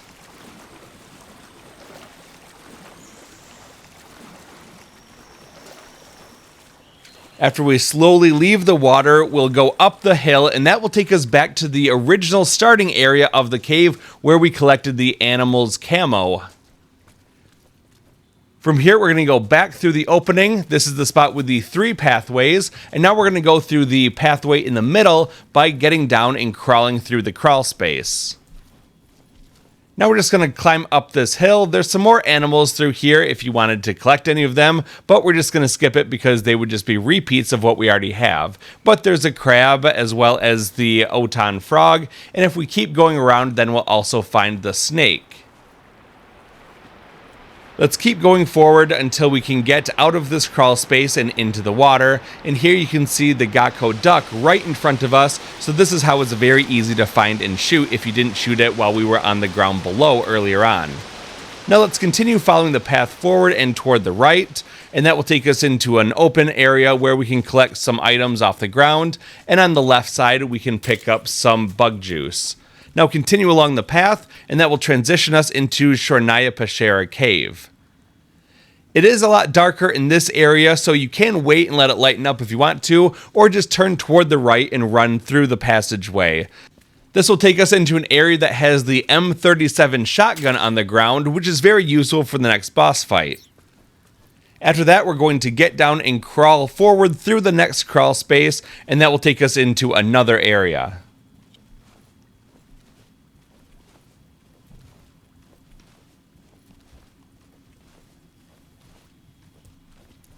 Now we can stand up and run forward, and immediately in front of us is going to be the snow uniform. We'll go forward a little bit more, get down, and then crawl through another crawl space.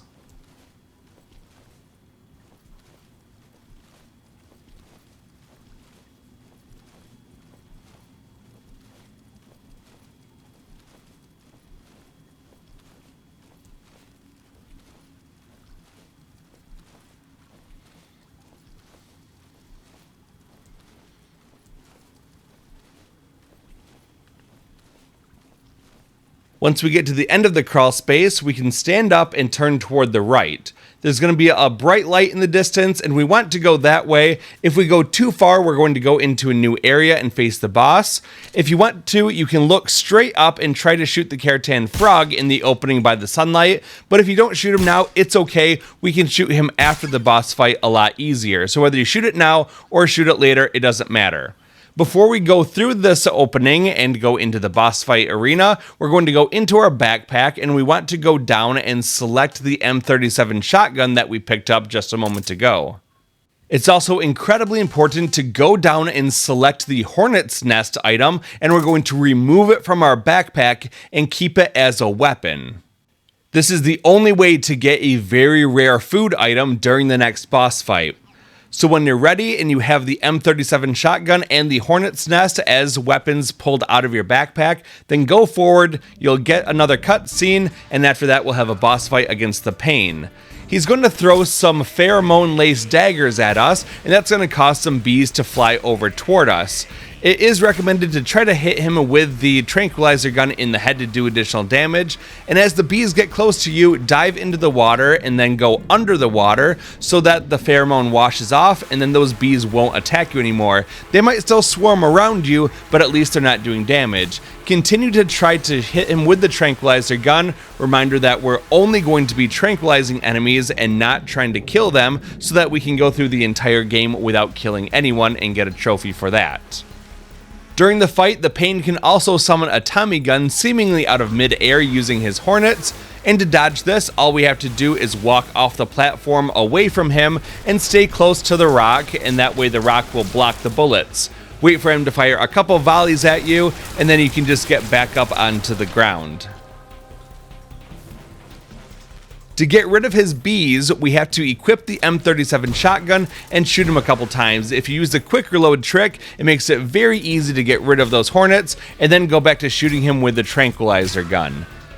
When you get him down to half health, you'll get a little cutscene, and then the pain will attack you with bullet bees, and if they hit you, they're going to inflict a gunshot wound and continuously eat you from the inside out. So dive under the water and stay underwater for a little bit until the bees go away. Even while you're underwater, the pain will still have his hornets carry grenades through the air over toward your platform, so be careful that you don't get too close and get hit with one of those grenades. Let's climb up, and then we want to verify that we have the R nest item inside of our weapon menu. So if you do, that's great because we'll need it in just a second.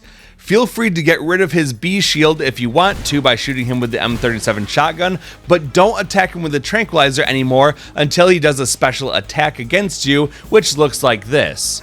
He's going to cause a bunch of hornets to come onto you, which will temporarily paralyze you, but not do any damage. What's happening is that those bees are actually going inside to the R nest item, and they're transforming into a new food item. So if you want to, go into the survival viewer, look at food, and now if you go down, you can find the Pain's hornet's nest inside your food menu. So this is the very rare food item that we can only get when fighting the Pain, and we need it for a trophy later on. At this point, we're clear to take him out, so make sure that you're dodging his attacks appropriately, like when he uses the Tommy gun, then jump back into the water and let the ground shield you, and then climb back up, make sure his bee shield goes away, and then keep attacking him with that tranquilizer gun. Again, we only tranquilize bosses, we do not kill them because that will void a trophy. That's all that we have to do in this fight, so let's go ahead and finish it up. We'll climb back up on the rock and then equip our easy gun. We'll then aim for his head, and if we use the quick reload trick by unequipping and re-equipping the weapon, we can take him out really fast. After defeating the Pain, we also get the Pain Relief Trophy. You can then either watch the cutscene or just skip it, the choice is yours. Before we leave this boss arena area, there's a couple things that we have to do. Let's start by jumping into the water and then swimming forward until we get up onto land. At that point, we can turn toward the right and we can follow a narrow path as it goes around toward the side. Keep running forward past the first open area and then follow the narrow path a little bit further forward. Once you get into this spot, then turn toward the right and look up into the ceiling, and you can find the Gakko duck in the skylight. Then if you want to, turn toward the right and you get a better shot at the Kerotan Frog if you didn't shoot him already. We'll go back along that narrow path until we get to the first wider spot, and if we look out onto the middle area, there's going to be another platform where the Pain was. If we take a running start, we can roll over the edge to go over the gap, and this spot contains the Hornet Stripe uniform that we can only get for tranquilizing the Pain. Now we're going to go back in the water and proceed forward so that we can go up onto land, and then we'll continue forward through the narrow passageway, which will take us into a different area. And this is Chernaya Peshera Cave entrance. We'll begin just by running forward until we get a cutscene.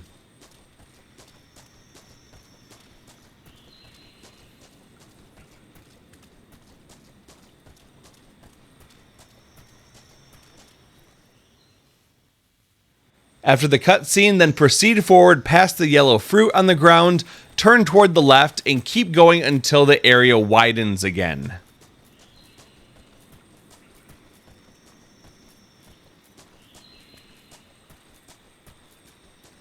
At this point, we're going to turn toward the left, and we're going to equip the M37 shotgun that we used during the Pain fight.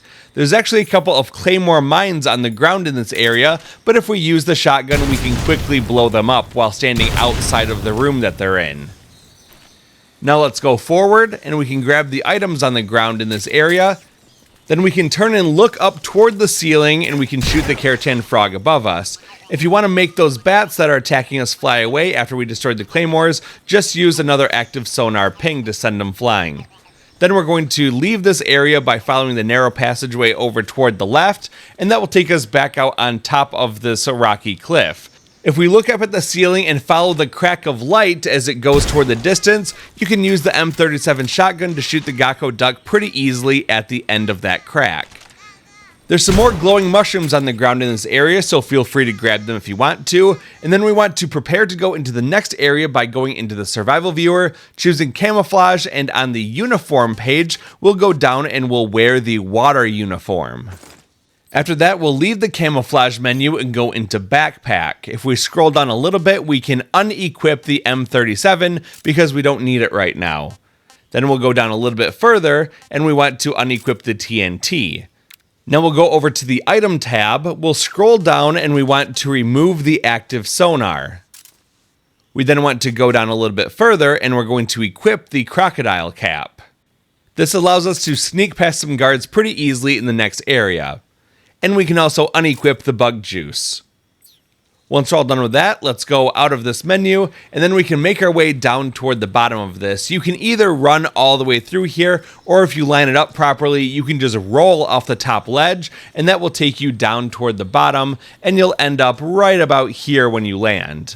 Then just proceed forward into the water, and when you go into Ponizovia South, there'll be a little cutscene, so feel free to skip that. And then afterward, immediately drop down into the water. We're going to grab our gun, and then we'll go forward. There's a couple different fish that we want to hit in this area. There's a very small fish that's pretty fast called Fish A. And there's also a little bit longer and skinnier fish called Fish B in this area. If you didn't get an R1 earlier, now is the time that you can get that as well. So let's go ahead and go into our food menu, and we want to eat Fish A, which is the big-eyed trevally. Disgusting. After that, we'll eat Fish B, maroon shark. We can then scroll down a little bit. We don't need this hornet's nest anymore, so we'll just choose to dispose of it. Then we'll keep going down. We don't need all of these arowanas, so I'm just going to keep 3 of them and get rid of the 4th one. And now we want to eat one of the Russian glowcap mushrooms, which has the bonus effect of actually refilling our battery, but our Fleckturn Camo gives us unlimited battery anyway. If you haven't eaten a Russian ration, make sure you do it now, and then also eat the Payne's Hornet's Nest. Delicious. Finally, if you happen to have some additional vampire bats, feel free to dispose of them. We don't need to keep these Russian glowcap mushrooms for any real reason, so you can either dispose of them or keep them. The choice is yours. Now we're going to go over toward the left side of the river, and if we look on the bank, we can find the Kerotan Frog. To sneak past the guards in this area, we can equip the croc cap, which makes us look like a crocodile. And if we get down into the water, we can start swimming. Now, if you didn't have the easy gun, it provides pretty good camo for you, but the easy gun does set us at 80% camo index, which basically makes it impossible for us to be seen as we swim through this area. So get down into the water and then start swimming forward while mashing that X button to swim faster. And then we're going to go until basically we run out of breath. And at that time, we're going to look over toward the left-hand side where we can find an item on the ground for some chaff grenades. When we get that, then stand up, and immediately in front of us is going to be the Gakko duck. It's a little bit hard to see with the croc cap on, so I'll just remove it real quick, and then we'll shoot the duck on the log right in front of us.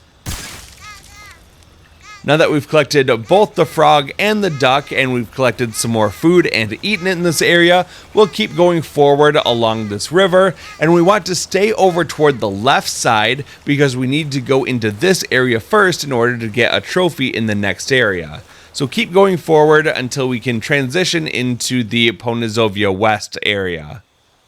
If we do this area incorrectly, it's very likely that a guard will drown and die, and we don't want that. So we'll begin by going forward, and we're going to wait to shoot the guards that we see for just a moment. Keep going forward and looking over toward the right until you can see another guard on the right come into view. Right about that time, the guard on the left by the barrel will turn and start walking, and that's a good time to then shoot him with a tranquilizer gun and get him to fall down onto the walkway instead of falling into the water. Now, if we were to shoot the other guard, he would fall into the water, so let's swim underwater and go over toward the far left side of this area, kind of by where that guard is that we already shot, and then we can climb up onto this walkway. We're then going to go forward and we're going to get behind this guard. We can then hold down the L1 button to enter stalking mode, and we want to get close to him, and we're going to use our CQC R2 button to grab him, and we're going to drag him away from the water's edge. You may have noticed some film reels shoot out of enemies. That's actually for the secret theater, but it's not tied to any trophies, so we're not bothering with collecting those film reels. But if you wanted to, all you have to do is to hold up the enemy like what we did at the beginning of the game.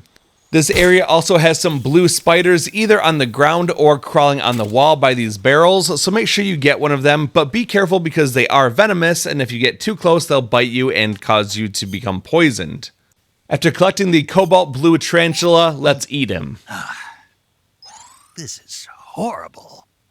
Then we can close out of the survival viewer, and then we want to go into the room close to where the guard is that we dragged over earlier. Inside this room, we can find the SVD sniper rifle that we'll use to get a trophy very soon.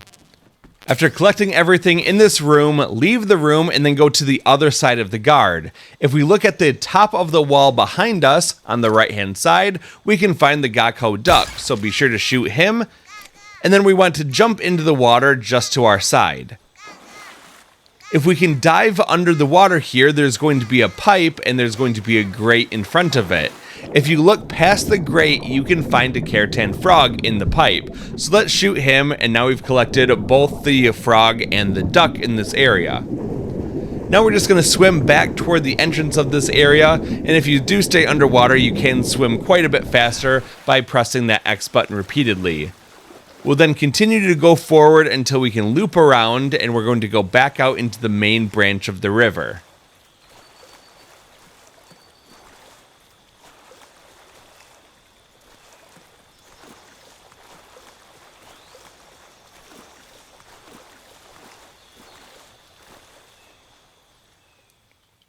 Now that we're back in Ponazovia South, before we go into the next area, we want to make sure that we have the SVD equipped. So let's open up our survival viewer, and we're going to go into the backpack.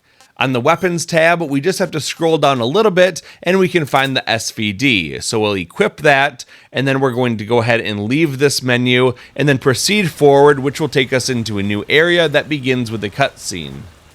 For the sake of time, I'm speeding up the footage to 2 times the normal speed, and in just a moment we'll be inside Ponazovia warehouse exterior. This place does begin with a cutscene, so feel free to skip it or to watch it if you want to, and then immediately after that you want to equip the SVD sniper rifle from your weapon menu. Hold down the L2 button to ready it, press the R1 button to go into first-person view mode with the scope, and you want to shoot the end in his wheelchair in the distance. We'll just shoot him a couple times until he explodes, which will earn us the early end trophy, and we also get a trophy called the end for defeating the end. Unfortunately, beating him this way will cost us some additional trophies if we carry on, so we do want to reload the autosave when we entered this area.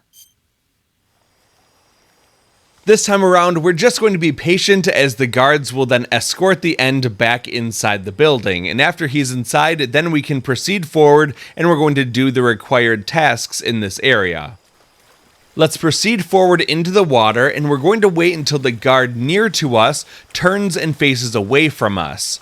As soon as that happens, then we can tranquilize him using the easy gun, and he'll fall down onto the walkway and not into the water and drown. We can then go a little bit toward the left, and we'll see that there's another guard coming from behind those boxes. We'll line up a shot, and then we'll take him down as he's walking, and he'll also land on the dock and not go into the water. Turn toward the left, and you can find the Kerotan Frog on top of the red gate on the left side, and then look over toward the right to find the corner of the wall here by the shadow, and then go straight up from there, and at the corner on the top is going to be the Gakko duck. From here, we're just going to swim forward until we get over toward the dock, and then we can climb up onto it. We'll confirm real quick that we got both the frog and the duck, and we're at 28 out of 64, and now we can just proceed along the path and go toward the door in the back right corner. There are some more cobalt blue spiders on the wall over by the big red door, so if you want to, go ahead and collect one of those if you haven't done it already. Otherwise, head into Ponazovia warehouse. From here, follow the path around toward the left. We'll go up some stairs and then go through the doorway. Turn toward the left, and then we want to hang over the ledge and then drop down. Let's take out the guard nearby first on this ground floor. We'll head over toward the stairs in the distance, and the guard's coming around some boxes so we can take him down. Now turn left and circle around the boxes, go to the big red door in the back, and then turn toward the left, and that will give us the face paint for desert. Now turn left and we can look up toward the ceiling and all the big staircases, and we can find a guard overlooking us in this place. So we'll take him down, and then up and to the right of him is going to be another Kerotan Frog. So let's shoot this one. After that, we want to proceed forward, and we're going to climb the stairs in the back. We'll go up one set of stairs, and then go up the second set of stairs. Then on the left is the doorway that takes us into a food storage area, giving us some noodles as well as another mouse trap that we'll need later on. So if you didn't get some noodles earlier, now you've got some and you have a second mouse trap. Let's keep going up the stairs until we get all the way toward the top. Follow the pathway until we're facing the big red door that's the exit. Then turn around, look in the distance, and you'll find a big pipe. If you follow that pipe over toward the right, you can shoot the Gakko duck in the front right corner. Then turn around and go through that big red doorway, and that will take us into a new area called Graniny Gorky South. Let's start by going forward, dropping down from a ledge. Keep going straight ahead until you run into a tree that has some mushrooms at the base of it. Let's shoot both of the mushrooms here. And then we want to turn toward the left and shoot another mushroom next to us. Now we can collect all 3 of these mushrooms. Then go around the log in front of us and we can pick up a book. Now let's return to the tree where we shot those mushrooms originally just a moment ago. Off to our right hand side is going to be a tree that's shorter than the others and has kind of a flat top to it. We want to run over toward the right past that tree until we can climb up onto a ledge. We'll then turn around, and if we look at the top of the tree, we can find the Gakko duck. After shooting the duck, turn toward the right, and then start running along the path on the left side of the trees so you don't hit the trip line. There is another mushroom here, so feel free to grab it if you want to, or you can ignore that one, it doesn't matter. Go to the wall and then follow that right wall until you get past the trees, then look up into the trees, and on the branch there's another Kerotan Frog. Now let's quickly confirm that we have 23 out of 64 for both the frog and the ducks, and then we want to open up our survival viewer and we'll go down to food. If you haven't eaten any instant noodles yet, then go down and eat those at this time, and then after that you want to eat the fly agaric mushroom. Unfortunately, the fly agaric is poisonous and gives us food poisoning, so we need to get rid of it before we continue on. So let's go into the cure menu, and this time we're just going to use the antidote instead of spinning around and throwing up. After being cured of food poisoning, we're going to then leave the menu, stay close to the right wall, and you'll find a ledge that will let you go up, and then proceed along the path until you go into Graniny Gorky Lab exterior outside walls. Before you do anything, equip the thermal goggles, and you'll see a small dot in the grass in front of you. That's actually a bird that we want to shoot, and there's going to also be a dog in this area that gets alerted. But don't worry, it doesn't cause any problems for us. Wait till the dog comes out from behind the thicker fence because it's hard to hit from behind the thick fence, and after taking out the dog, then look over toward the right to take out another guard, and then look back over toward the left. Wait till the guard comes out from behind the thick fence, and then take him down. Now that all the enemies have been eliminated, let's go and pick up that bird that we shot originally. This is bird C. We'll go into the survival viewer, go down to food, and we'll select the red avadavat, and we're going to eat it. No good. Now let's leave this menu, and we want to look at the top of the wall in front of us. In the middle of the big gate area, there's going to be the Gakko duck. After shooting the duck, we'll then proceed forward along the walkway over toward the left, and we're going to go all the way to the end. Once you get to the end, you can crawl under the broken piece of fence on the far left side. Then we can stand up and we'll look at the wall over on our left. And as we run a little bit further toward the right, the Kerotan Frog comes into view between these trees. After that, stick close to the wall, go forward, and in the grass there's going to be a crawl space that we can use to go into the next area. This will take us into Granity Gorky Lab exterior inside walls. As soon as we get inside, we can pop up and look over toward the left. We'll tranquilize this guard and the one in the distance to the right. Then go forward till you get to the first guard, look over toward the right, and you'll see another guard in the distance by the lamppost. And speaking of lampposts, if we look up toward the lamppost very nearby to us, there's going to be the Gakko duck at the top of it. At that point, we're going to run over toward the guard in the distance, and we'll see that there's a building with a boarded up red door. Let's approach that building, and we want to look through the window because we can actually find the Kerotan Frog behind the glass. After shooting the frog, we'll confirm that we have 25 out of 64 for both the frogs and the ducks. Then turn toward the left and go toward a small building in the back corner. This is going to be another munition shed, and when we go inside of it, then we're able to get a new weapon. This is the XM16E1 assault rifle. Let's leave this room, and then we're going to proceed over toward the right side. We want to run past the first door that we come to and run all the way to the other side of the building. Now turn toward the right, go over to where this guard is, keep running into the grass, and if you look closely at the bottom of the wall on our right, we'll find a little crawl space that we can use to go inside the building. This will take us into Granity Gorky Lab first floor. Proceed forward into the crawl space just a bit, and then turn toward the left, and just in front of us is going to be the Oyama face paint. After collecting that, then turn around, go back the way we came, and at the intersection we'll turn toward the right and go back out into the grassy area of Granity Gorky Lab exterior inside walls.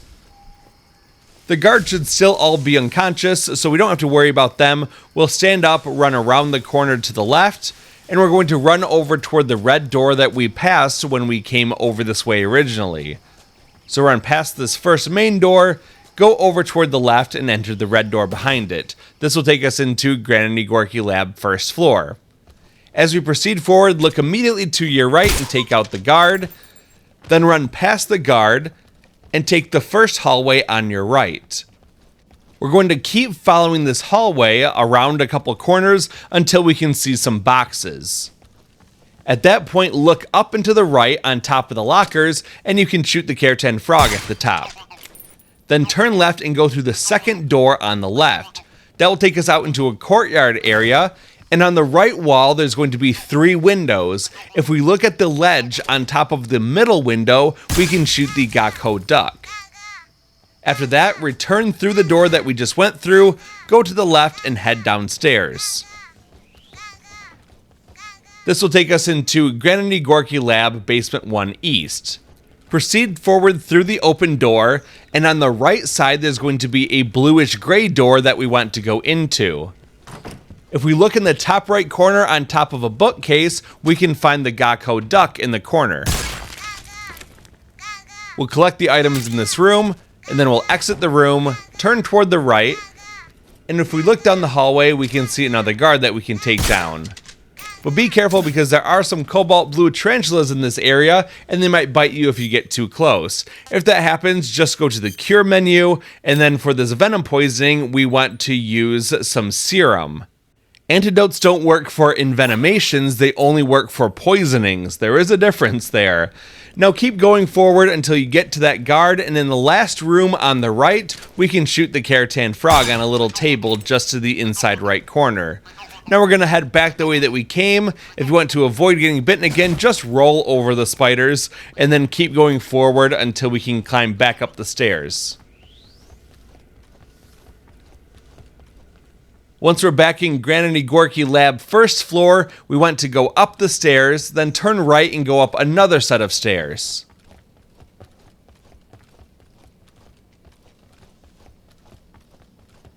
Immediately on our right when we get up here is another guard, so let's drop him, then we'll go past him, and then turn toward the right. Keep going down and we'll go into the second door on the right. Go to the stall at the back and then use your R2 button to do a punch kick combo. We'll do that 2 times until the door breaks, and inside the stall we can get the fly uniform. If that door falls on you, it will do some damage, so be quick to make sure you dodge out of the way. Then go back to this railing and you should be able to see a guard walking around down below you. So let's take aim and then we can knock him out. After that, we'll hang over the ledge and then we can drop down. Proceed straight ahead in front of you and we'll go down the stairs. This takes us into Granity Gorky Lab Basement 1 West. Proceed forward along the hallway, turn toward the right, and go around the corner again, and you should see a guard starting to go into this room. We'll shoot him, and then we can go inside and we can go straight ahead until we can get the cigarette gas spray. Now let's turn around, go back over the guard's body, and go through the wooden door. There's going to be a scientist in this room, so we'll make sure to take him out before he sees us, and then we want to go to the locker in the far corner. Let's open this one up, and inside we can get the handkerchief. Immediately behind us is a Kerotan Frog, so make sure you shoot him, and then we'll turn around and go through the door behind us. In the right corner, there's the Gakko duck, so we'll shoot him. And then we want to take out a couple scientists who are in this area. So go forward a bit, look to your left and shoot this scientist. The other one becomes alerted and starts to run around. So we'll take aim and we'll shoot him. He's pretty easy to shoot after he kneels down behind this cubicle. After that, we can go ahead and grab another battery off the ground, then run over these scientists and over toward the left. We'll go through this door and then forward until we get some more cutscenes. After those cutscenes, we'll be back in the area that we just came from, but be careful because all the guards and scientists are awake again. So be careful going through this area. You just want to make sure that you're shooting the scientists and the guards before they see you, and then we're going to make our way through the door in the back right corner. There's another scientist in this room, so make sure you shoot him. And then we'll go through the door on the left. If you're quick enough, you can get through here before the guard in that room comes out. Then just follow the hallway back around until you can go up the stairs. Let's go slowly up the stairs because there is a guard looking in our direction, but as soon as he turns around, then we can pop out and we can shoot him. Let's proceed straight ahead and go through the door in front of us. Then turn left and take out the next guard. We can run over his body, and we'll exit through the door in the back left corner. This will take us back out into the exterior inside walls area. We don't have to bother with any of these guards, just turn right, run toward the red and white barricades, turn right to run behind these trucks, and then just go straight ahead and you can crawl through the crawl space in the grass.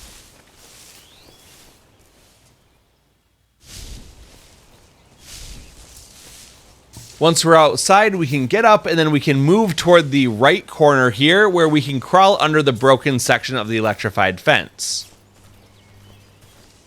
Now we can stand up and make our way back over toward the transition area between this zone and the next one. If you hug the right wall as you run, you shouldn't be seen by the guards or the dogs in this area. Before we go into the next area, we want to go into the survival viewer and go to the backpack. On the weapons tab, we want to scroll down and try to find any food like the arowanas that might be spoiled. You'll know it's spoiled if it has a couple little fly icons on it. Unfortunately, we were too fast going through the game that nothing spoiled yet, but we do want to grab some of these fly agarks instead. The next boss is susceptible to being poisoned, so if we can give him any poisoned food, it's only going to help us. Now let's go forward into Granity Gorky South where we get another cutscene and a boss introduction, so feel free to watch it or to skip it if you want to. And as soon as the fight begins, we want to go into our cure menu because we've been hit by a poison bolt and we also have to heal that poison. So go to the cure menu and we're going to go over and use a serum to remove that poisoning. Now to treat the arrow wound, we'll use the knife to remove the bolt. We can then disinfectant and we can stop the bleeding with the styptic. Now we'll leave the survival viewer and we want to immediately equip some of those mushrooms, those fly agarics, and we'll just kind of throw them around this area. This will set up a trap for the boss and we can take advantage of his weakness. Now what we want to do is go into the item menu and we want to choose the fake death pill. We'll press X to use it. That will cause us to look like we're dying and we'll get the mostly dead trophy. The fear will run over to us and inspect us, and then when he believes that we're dead, he's going to turn around and just stand there for a minute. After he turns around, open up the item menu and we want to choose the revival pill so that we'll stand back up. We'll then equip a stun grenade and we're going to throw it just past the fear right in front of him. We'll then equip the easy gun, and as soon as that stun grenade goes off, we'll try to start shooting him. Now there was a trick in the original Metal Gear Solid 3 where if you were to stun the fear this way, you could unload on him with an automatic weapon like the AK-47 and he'd be dead in a few seconds. However, it doesn't seem to work in this game. We're going to be using our thermal goggles throughout the rest of this fight, so I would recommend equipping the Flecktarn camo once again. That will give us unlimited battery usage. Then we can equip those thermal goggles and use them the rest of the fight without worrying about the battery. The fear will be jumping around on tree branches, and we just want to keep sight of him and keep tranquilizing him. In addition to the stamina damage that we're causing him whenever we shoot him with the tranquilizer gun, his camo will also cause his stamina to gradually decrease. That means at some points during the fight, he is going to want to eat to regain his stamina, and that's where that poison food comes in handy, because he's going to try to come down and eat that food. However, he might also try to harvest some of the food in this area, like the fruit on the tree. There's also some rabbits and other animals that he might try to attack. So if you accidentally shoot one of those things, he might run over and try to grab it and refill a little bit of his stamina. It's not too big of a deal though, it just prolongs the fight a little bit. As long as we stay aggressive with him, he's really not that big of a problem because we're not going to give him a whole lot of chance to attack. The real problem in this area though is that there's so many booby traps on the ground and tripwires that we just need to kind of be careful about our footing here. And here you can see he did go for our fly agaric and he ate it and he was poisoned and didn't actually refill his stamina. And that's really all there is to this fight. As long as you're using those thermal goggles and you're able to keep him in your sights, just keep hitting him and that will prevent him from attacking you. Keep whittling away all of his stamina and eventually you'll win. So I'm just going to let the fight play out for a few more seconds here as the battle concludes, and then we'll come back together when we get our trophy after the fear is defeated.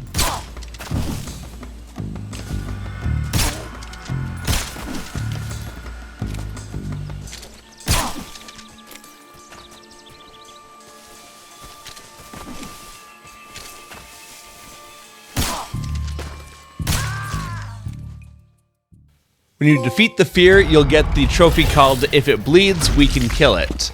Feel free to watch the cutscene, or you can skip it as you want. Because we defeated the fear non-lethally, we can go forward and we can collect his camo off the ground. This is the spider uniform. Now let's go into the survival viewer. We'll choose backpack and we want to scroll down on the weapons tab until we get down to the mouse traps, and we want to take those out of our backpack.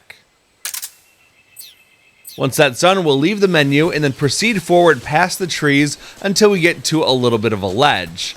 In this area, we can plant those mouse traps by equipping them, holding down L2 and then pressing R2, and we want to set up a couple of them in this general area, and we want to use them to try to capture a mythical creature and get a trophy. We'll run into Ponazovia Warehouse, and then immediately we can turn around and exit. When we do that, those mouse traps will trigger and we can go see what we collected. So let's hop down and we'll see that we got Snake F and Snake H. We don't need those things, however, so we're just going to lay on the ground and crawl back over our mouse traps like they're claymore mines and we can collect them. I found that the best way to determine where to place the mouse traps is to pay attention to the patches of grass on the right and the left side of this area. So we're just going to put one mouse trap down over here on the left side, and then we can put one down over on the right side by this patch of grass. At that point, we can go up and we're going to return to the Ponazovia Warehouse. Mousetraps collect animals as live traps, so we just want to go into the food menu and then we want to dispose of those because there were two things we already had. Now we'll go back into the Graniki Gorky South area and we're going to go down and we can find that if we catch the Tsukinoko, we get the Believe It or Not trophy. So take a good look at my current position and this is where you should put the mousetrap in order to catch the Tsukinoko. This animal is very special because we need to complete the game with it still alive and in our inventory. So make sure that you do not do anything with the Tsukinoko right now. We just want to hold on to it for the time being.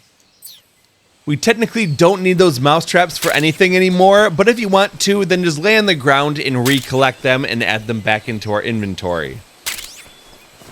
Now we'll stand up, we'll hop back over this ledge, and we can then proceed forward and into the warehouse once again. Because we transitioned into a new area, the game auto-saved. That allows us to safely go into the food menu and now we can eat the Tsukinoko. Now that will remove it from our inventory and make sure that we don't get a trophy later on. However, delicious. the food that we eat is actually saved separately from our game save file. So now what we can do is we can reload that autosave and that Tsukinoko is going to be back inside of our inventory. Let's have a quick look at that food menu in the survival viewer, and you'll see that now the Tsukinoko is back there, but times eaten in the bottom corner of the screen has been updated to 1. This means we're back on track for our trophies, and now we can just get rid of all of the extra things that we don't need anymore, like those arowanas, extra snakes. We can get rid of the Siberian ink cap and the Yabloko Moloko. None of that stuff matters anymore. We're going to re-equip our easy gun and then we'll proceed forward over toward the railing and we can roll over the railing to get down to the lower level. Now if we look down we can see a couple of guards, so we can shoot this one and then shoot his friend a little bit closer to us. Those are the two guards in this area, so we can make our way back down the stairs. If you want to stop into the food warehouse again and go ahead and grab some items here, including another mousetrap, and then we'll proceed down the stairs a little bit further on. If you want to go downstairs faster, just roll. Now we'll make our way back over to the door that we used to enter this place for the first time. The game wants us to go through the first big red door in front of us, however we're not going to do that now. We'll go to the right and exit back out through this hallway until we can return to the Ponizovia warehouse exterior. We want to turn toward the right, go down the stairs, and we'll take out this guard nearby. We don't have to worry about the other guard, however, just keep going forward along the dock, and we can jump into the water past the boats. We'll go to the far left corner of this area, and if we're swimming underwater, we can use the ramp to kind of guide us up and into the shallower part. We'll proceed forward and we'll go into Ponizovia South. This is the long river that we used the crocodile cap earlier. All we want to do is to get down and then just start swimming forward. There are no guards in this area that we have to worry about. We just have to make our way all the way to the far end of this river, back close to where we fought the pain earlier. If we get low on breath, as denoted by the blue bar on our stamina bar beneath our health at the bottom of the screen, then just get back up toward the surface by holding triangle, take a breath, and then continue swimming forward.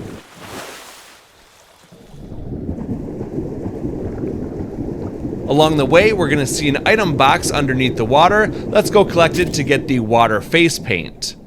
After that, we can turn around and we're going to swim all the way back the way that we came, and we're going to return to the Ponizovia warehouse exterior area that we just came from. For the sake of time in this video, I'm just going to speed up the footage to about 4 times the normal speed, and we'll make our way just straight along the path until we can go back to Ponizovia warehouse exterior. Once we're here, we're going to go forward, and if we're fast enough, the guard on the left should still be asleep, so all we're going to do is dive under the water, and we'll make our way over toward the left side docks.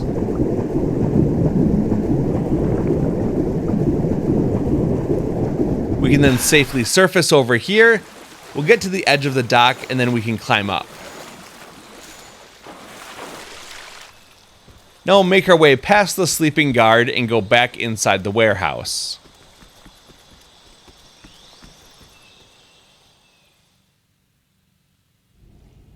Follow the pathway as you go up the stairs.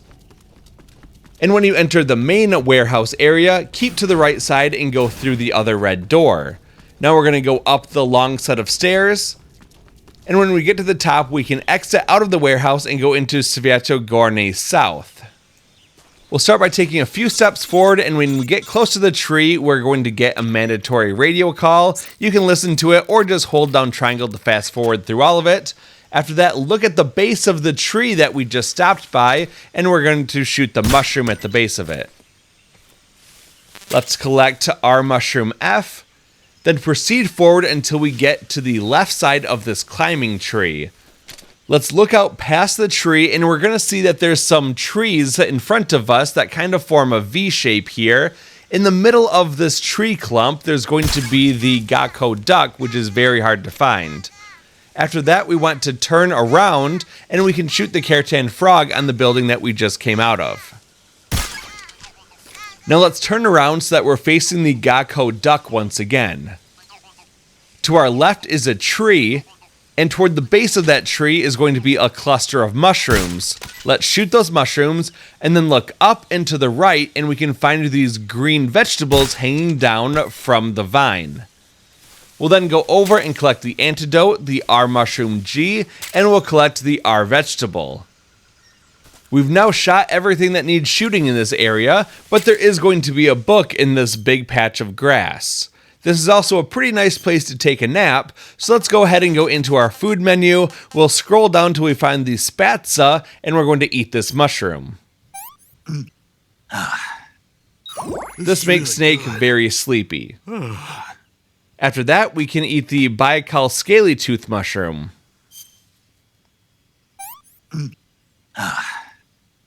This is horrible.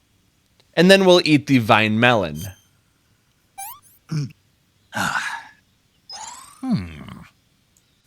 Now let's leave the survival viewer, and because of that spatza, Snake falls asleep. This will take a few seconds to wake up. I don't know if it actually makes any difference to try to wiggle the analog sticks or not, so you can do it or don't do it. It doesn't really matter, but in a few seconds, Snake is going to wake up and we can continue on with our journey.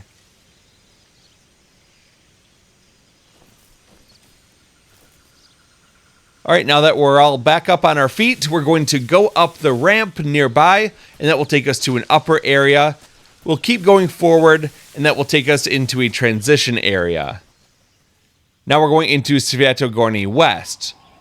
Proceed forward until you hit some trees, then turn toward the left. Hug that left wall as you go around a big log.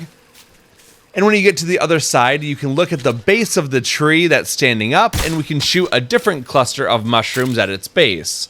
This is our mushroom B. Then go around that tree, and we can shoot the Kerotan Frog to the right side of the climbing tree in front of us.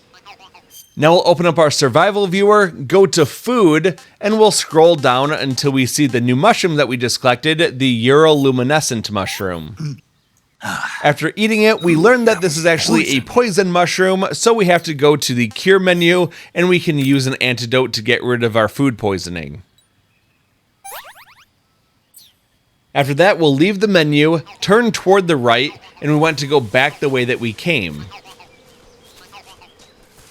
We'll run past the cluster of trees that we stopped at earlier, this time going past them and then turning left. We'll go under a couple trees that are over top of us, and as we go through the grass, pay attention because there's going to be another guard in this area right in front of us. So we'll take him down, proceed forward a couple steps, and we can see some rotting tree stumps to our left. If we look at the tree stump all the way on the left, in between the crack of the nearby tree, we can shoot the Gecko duck, who's very well hidden. Pay attention to the ground here because this grassy spot is actually a pitfall trap, and if you go into it, you'll die. So instead, go to the left of it. The point here is to try to stick over toward the right-hand side, moving through this area, but try to stay out of the grass because there can be traps in it. Let's turn toward the right here, and then we're just going to follow the pathway, staying out of the grass. Keep hugging that right wall as we go around, But be careful because there is a snare trap on the ground as we go past this tree, and it might pull you up into the air. No problem if it does though, just press the action button, which in this case is the X button, and you'll cut yourself free, and then you can continue on the path forward and toward the right. Before we go into the new area, we'll confirm that we are at 30 out of 64 for the frogs and the ducks. Then we can exit into Sviatogorny East. We'll proceed forward along the path in front of us as we run past some trees, and in the back of this area there's going to be a large cabin. So let's start approaching it, and we'll go just to the left of the large mound of dirt in front of us. As we proceed through the trees, there's going to be a couple guards we can take care of. One is up on the porch here, so we'll shoot him, and then look to the left to shoot another guard up on the porch. Now proceed forward until you get to the machine gun encampment in front of you, turn toward the left, and run forward until you can get to another machine gun turret. Now we'll turn toward the left and look at the top of the mound of dirt next to us, and at the top of it there's going to be a Gakko duck. After shooting the duck, then turn toward the left and we want to get up onto the porch. We'll go into the nearby door and cross to the other side of the room. Now if you're fast, there's going to be a guard that will come out here in a few seconds, but if you're a little bit slower going through this area, he might have already come out, so just be careful and take him out as necessary. Then go into this back room, turn toward the left to hop over some boxes, and we can find the M63 light machine gun. Let's go back over those boxes, we'll go back through the door, and exit out toward the right. As soon as you leave, turn toward the right and you can find the Kerotan Frog through the window. At this point, we want to confirm that we have 31 out of 64 of the ducks, almost halfway there. Now we can leave the porch and we're going to exit back the way that we came, and we're going to return to Sviatogorny West. It's quite a long run through these trees to the path in the back, so I will speed it up just a little bit to get there faster.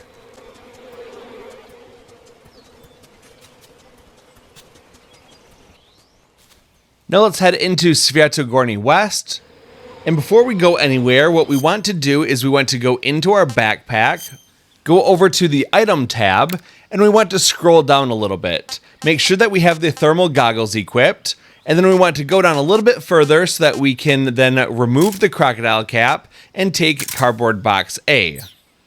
At that point, we're going to then save the game manually by holding down the bottom direction button, and then we can call paramedic at 140.96 to make a manual save. The next boss has a little bit of RNG to it, and we can get something unfavorable if we go into the area and the game auto-saves after that RNG is decided, so that manual save is just a little bit of a backup. We'll then proceed forward and stick over toward the right, going up this hill, through the grass and trees, and straight ahead to the far wall. Then we'll turn left and follow the path around that will take us into Sokroveno South. As we enter this area, we're going to get to a boss cutscene, so we can skip that, and before we do anything, we want to pull up our gun and we want to shoot the End's parrot, which is on the tree stump just to the side of us. Let's go over it and we're going to collect bird A. Then we'll keep going forward along the path and to the left side of this climbing tree, and then we're going to go down the path in front of us. As we get down close to the bottom, be careful because there is another snag trap that will pull you up into the air like what happened earlier, so avoid that and then run past the munition shed, then turn around and we can find the Kerotan Frog at the top of this hill. Now the Gakko duck is behind us on a rocky ledge next to a climbable tree. You can already see him up on the ledge there. I had to reset due to some really bad RNG, but the duck is up on the ledge there. The good RNG is to have the End coming over and sitting right at this ledge nearby. We can see where he is thanks to the sun reflecting off the scope of his sniper rifle, so we'll take aim and we can hit him a couple times, and then when he's knocked down, he's going to run off into a different area. So we'll just let him run off, and then we're going to proceed forward and over toward the left, and then that will take us into a different area. Let's run up this slope, and then we'll go through the passageway and go into Sokroveno North. Now sometimes when you go through this area, the end can be over on the left hand side, so stick toward the left and try to see if you can see the scope of his rifle gleaming the sunlight right above the rocky cliff here. If he's not there though, no big deal, we can find him in another area. So in this case we're going to turn around and start going up this slope. In order to get a better idea of where the end went to, we can equip the thermal goggles and look for footprints in the mud that still show signs of his heat. And as we go up the hill, sure enough, we see some tracks leading over toward the left. Now you typically don't want to follow those tracks exactly because you could be walking right into his line of sight. So instead we're going to hug the right wall and keep going in the generally same direction that the footprints go, but we're just taking a different path. As we go through this passageway, we'll then look over toward the left, and we can see the sun gleaming off of his sniper rifle scope. So this tells us exactly where he is, and we want to sneak up on him. So let's hug this right wall as we get close to him. He can hear you from about 10 meters away, which is why we want to stop a little ways away, hold down the L1 button to enter stalking mode, and we're going to try to sneak up very close to him, and this will allow us to get another trophy. We're going to sneak right up behind him using the stalker mode, and when we get right behind his back, we want to hold him up by using the L2 button and raising our weapon up to him. Freeze! How did you? When that happens, he'll be surprised and he'll lay down on the ground. We want to aim our gun at the back of his head, and then look away and look back. We'll do that a total of 3 times, and eventually he'll get frustrated and he's going to shake away his moss camo. We also get the trophy called You Snooze, You Lose, and we want to start shooting him with our tranquilizer gun using the quick reload trick. He'll try to hit us with a stun grenade, so make sure that you grab that moss camo and then turn your camera away from that stun grenade, and you want to follow his path. He's actually pretty quick and there's no chance that we can keep up with the old timer, but thanks to our thermal goggles, we can still follow his tracks if he runs through mud. We generally know the direction that he went into, but I ran a little bit too far too fast, and he was actually right around the corner here, so again, we're just going to try to dodge that stun grenade by turning the camera away, and now we can hit him as he runs. This is definitely the advantage of using the new style instead of the legacy style, because we can shoot while on the move, and we can keep him in our sights. Again, just keep trying to avoid those stun grenades. Unfortunately, I did get hit with that one pretty good, and I lost track of him. But again, not a big deal. We can just use our thermal goggles to figure out which way he went. So this time it looks like the tracks lead off toward the right side, so we're just going to follow those tracks.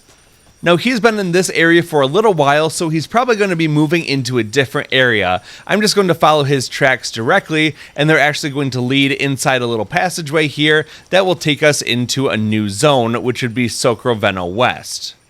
Now again, this is very RNG based and kind of based on your position when you attack him. He can run in a different direction, so you just want to apply these same principles because it probably isn't going to play out exactly like this. You always want to be very careful when going around a corner because the end could be looking in your direction, but thankfully, thanks to the new style, we're able to turn the camera a bit and we're able to see around corners a little bit easier, and we can see that the end is actually looking in the opposite direction, which is very convenient for us. So we're just going to stalk up close to him. We don't have to hold him up again because we've already done that and gotten the trophy and collected the moss camo off of him. But being close enough allows us to hit our shots very easily, and we're also closer to him when he starts running away, and that will give us the advantage to keep chasing him. Another trick that you can use to lessen the impact of those stun grenades is to equip the cardboard box. And now we want to keep chasing him down. I don't think that in Metal Gear Solid Delta you get the speed bonus when running up a hill in the cardboard box, but I could be mistaken with that. I know that in the original game you were able to go up slopes really quickly while equipped with a box.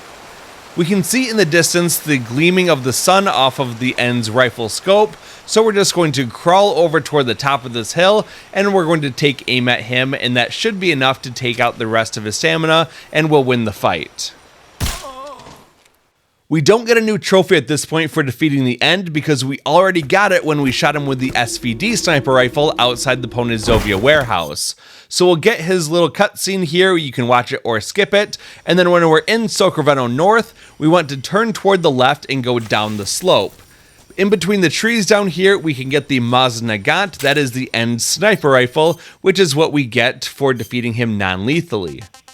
We also collected the End's Moss Camo when we held him up, so we're going to equip that and it gives us extremely high camo index. So if we go over to a shaded mossy area like the one right next to us, we can lay down on the ground and that's going to raise our camo index all the way up to 95. But that's not quite enough for what we need for another trophy, so we'll go into the camouflage menu, and with the face paint we can equip the woodland face paint, and now we're able to lay down and get a good man is hard to find trophy for getting 100% camo index. When we first began the boss fight against the End, we collected the frog and the duck of that initial zone, but there are 2 more zones of this area that we have to go through to find 2 more ducks and 2 more frogs. So starting off, we'll run up the nearby hill and then hug the left wall as we go around, and that will take us into Socorveno West. We'll then proceed forward until we can get over to the water.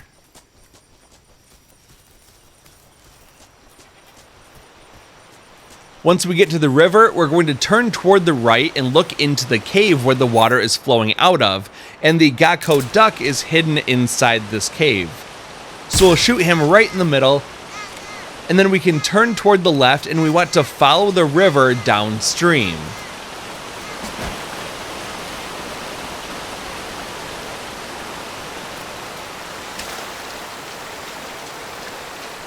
Let's make our way all the way down to the far end of this area, as far as the water will take us.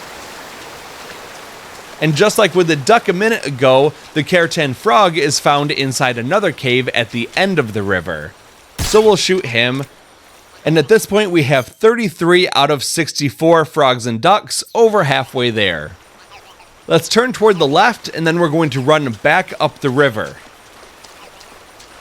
Stay over toward the right side of the river, and as we run along the shoreline, we'll go through some grass. After that grass, we want to climb up the ledge in front of us or just go around it to the left. Continue to stick toward the right side, and then that will take us back through the narrow passageway that will return us to Socorveno North.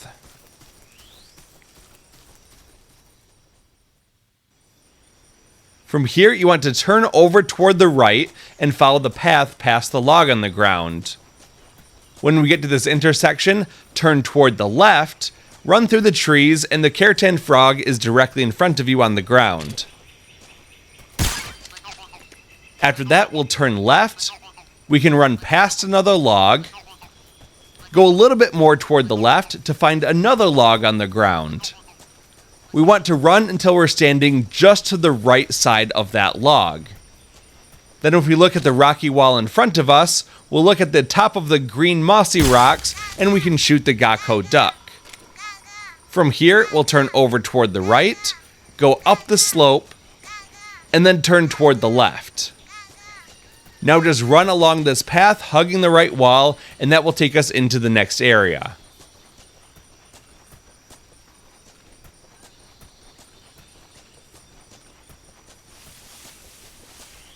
This new area is called Krasnogorhe Tunnel.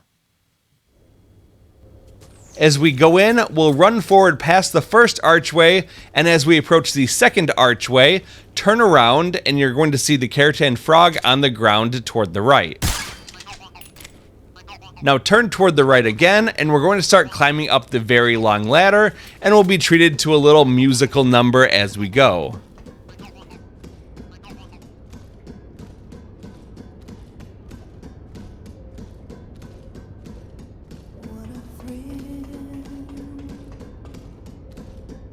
With darkness and silence through the night, what a thrill. I'm searching and I'll melt into you. What a fear in my heart, but you're so supreme. I give my life, not for honor, but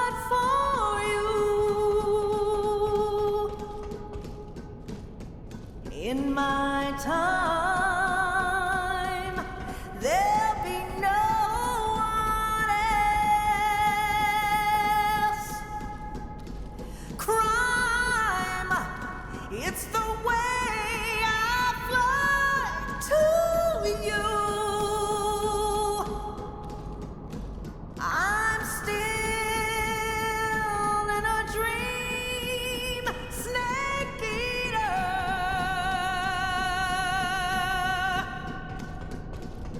I'm still in a dream, snake eater.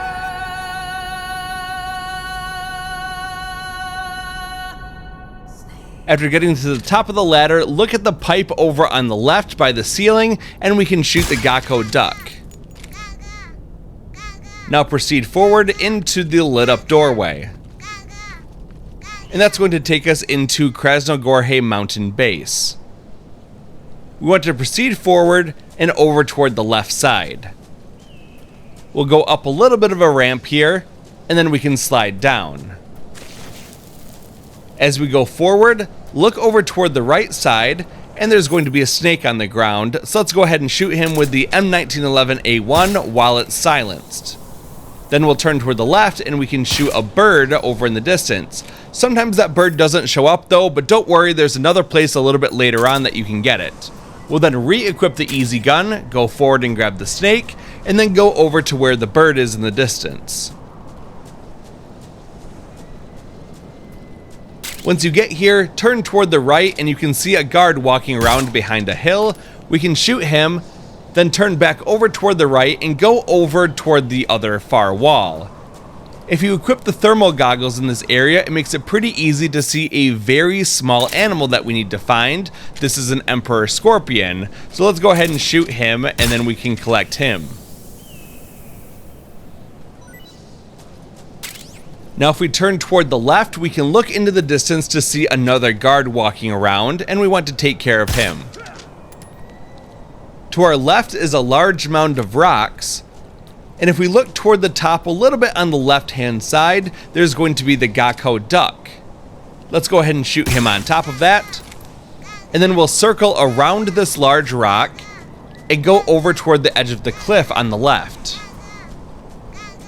As we turn toward the right and follow the cliff's edge, we can then look up and we can see the Kerotan Frog sitting on top of the rocks. Now we can confirm that we're still on track of getting all of the frogs and ducks because we have 36 out of 64, and then we'll go into our food menu and we can eat the En's parrot.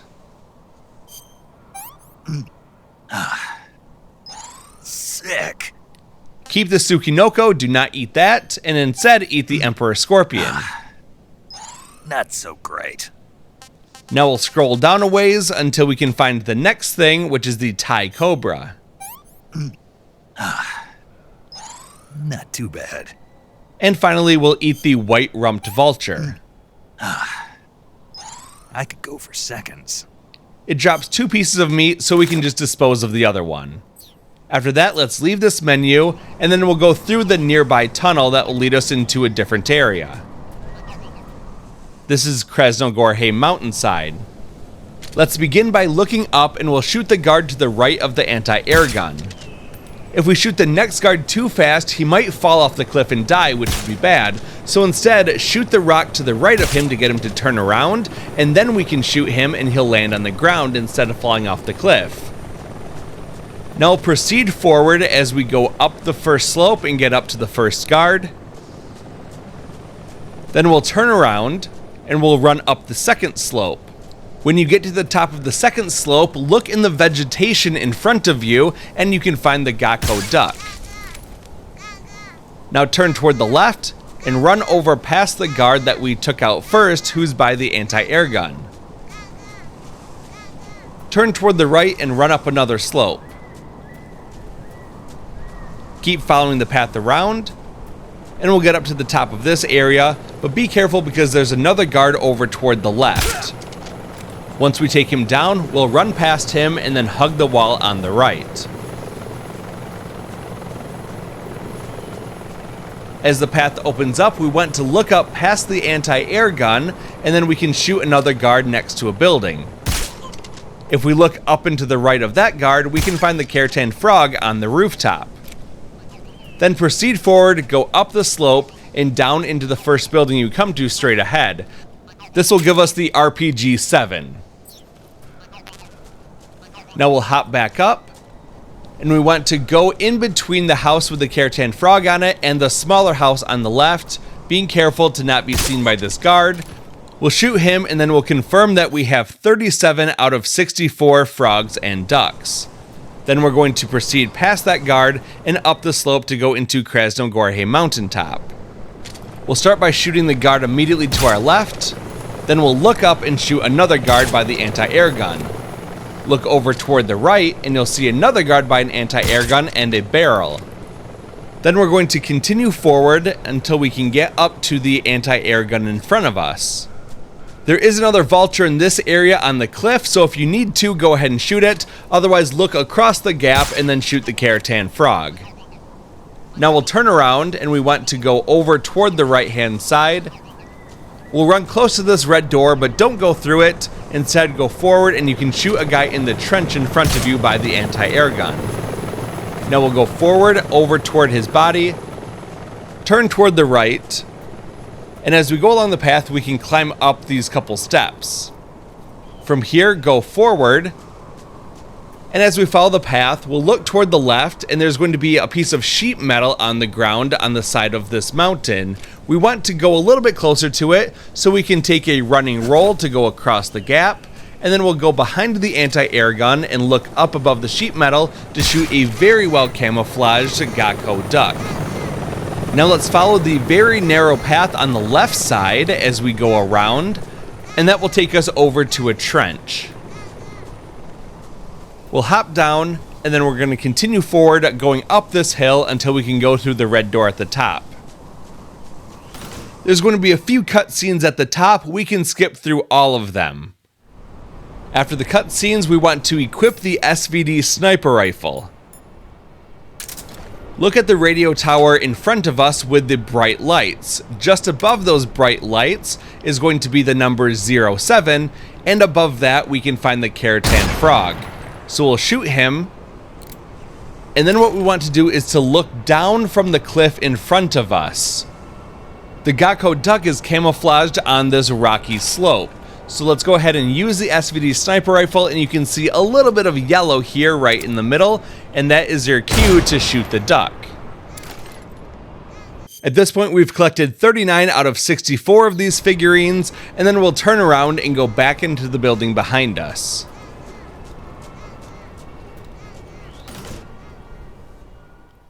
Now that we're in the Krasnogorhe mountaintop ruins, go forward, but don't go through the door at the end. With a pistol equipped, you want to look over toward the right-hand side in the upper right corner. That's where we can find the Kerotan Frog. And then we'll look over toward the left in the opposite corner, and we can find the Shagohod duck.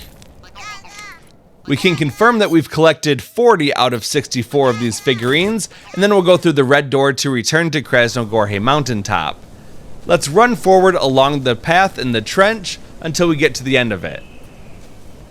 You'll see a barrel and an anti-air gun. We can climb up the steps in front of us, go to the left of the anti-air gun, go down a slope, and then go down another slope, drop down from this ledge, and we'll find a red door on our right that we can go through. This will take us into Grozny Grad underground tunnel. Let's proceed forward along the path, and we'll go down some stairs. Keep making our way all the way down to the very bottom.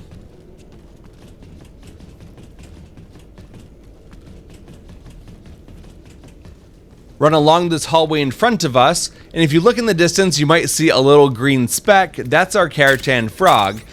So let's equip the SVD sniper rifle once again, and we can get a clearer view of it. So now let's take aim and shoot that frog. We're then going to proceed over toward the left, following the red railing, but before we go down to the lower level, we want to stop for just a second. At this point, we can confirm that we have 41 of the frogs, but only 40 ducks. We can't get that duck until we go into the next boss fight, and we have to get it during the boss fight. For that boss fight, we want to go into our camouflage menu, and we want to equip the black camouflage as well as the black face paint to make ourselves as dark as possible. We're then going to go into our backpack, and on the weapon tab, we want to go down until we can find the Mosin-Nagant sniper rifle. This is very useful for the next boss fight. The cardboard box and night vision goggles are also useful, but we already have those equipped. Now let's drop down to the lower level to begin the boss fight after a cutscene that we can skip.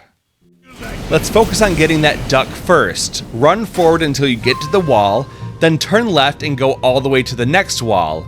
Turn left again, running past the glowing mushrooms, and then look over toward the right-hand side.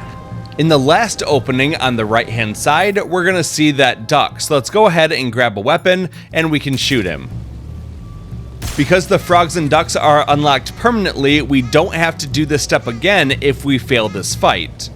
Now we're gonna go back the way that we came, and we want to hop up onto this upper level. We're going to go over toward the left-hand side, looking down the hallways, and we can see if we can find the Fury walking along here.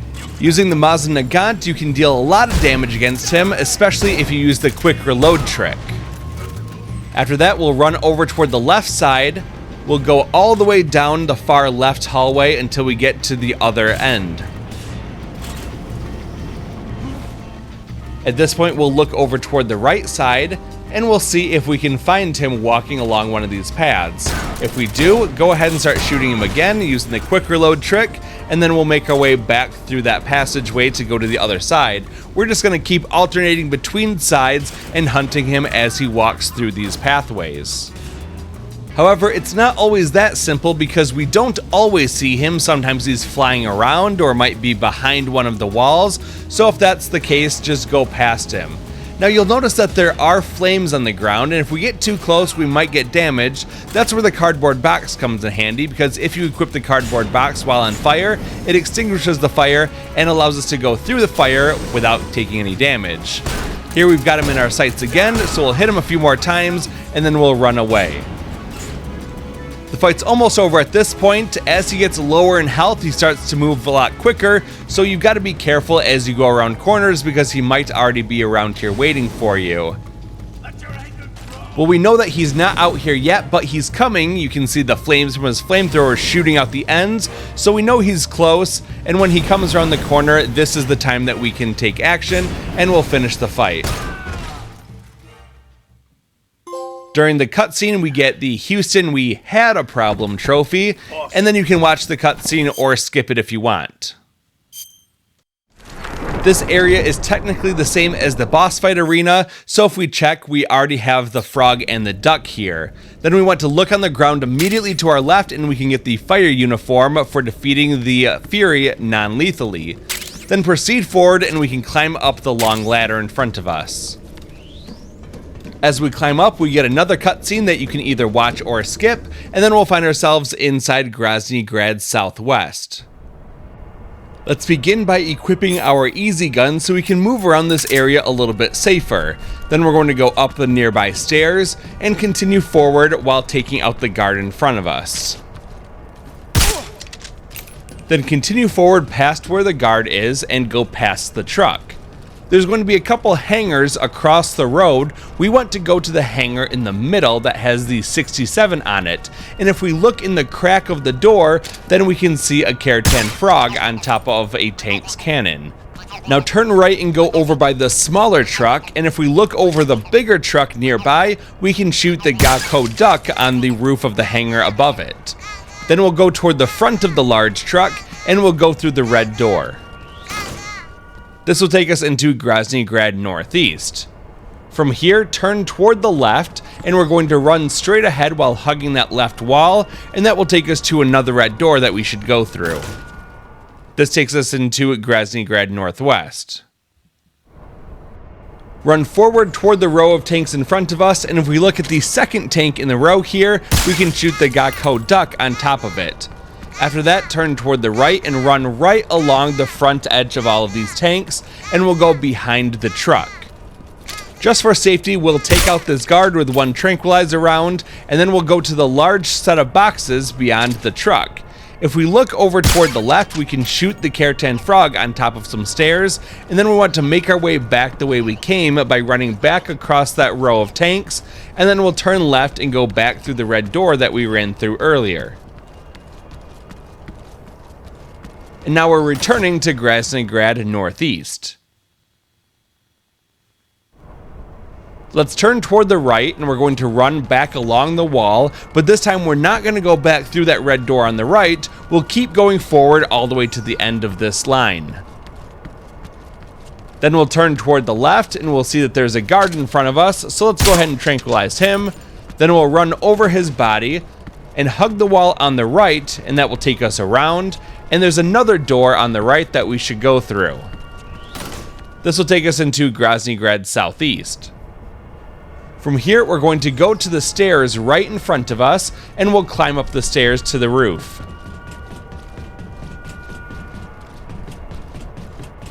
Once we're on the roof, look a little bit toward the left, and if we look at the far corner of this roof, we can shoot the Kerotan Frog. Then turn toward the right, and we can shoot the Camo duck that's on top of some speakers, kind of by the lit up radio tower in the distance. If we keep going forward, we can look down off the edge and we can shoot a guard below us, and then we're going to use the ladder to get down to the ground level. From here, we want to go over toward the left side of the screen, and we're going to take out this guard. Now turn toward the right, and we're going to go into the red door, which will take us into the Grasnygrad torture room. As soon as we get inside, loop around toward the right, and we'll go through a bluish green door. And then if we look to the left, we can see a shelf up high that will have the Camo duck. From there, we're going to leave this room, head back into the hallway, and then go toward the left until we can go through another door. Now, there is a guard in this room, so if you want to, you can shoot him through the bars, and then we can go into the door. And if we look to the right and under the desk, we can shoot the Kerotan Frog. As we leave the room, if you go into the door on the right, this is going to be the torture room, and we'll become very familiar with it soon. After that, we'll hug the right wall as we leave, and that will take us back outside. As we re-enter Grasnygrad Southeast, we want to turn toward the right, and we're going to go around the wall.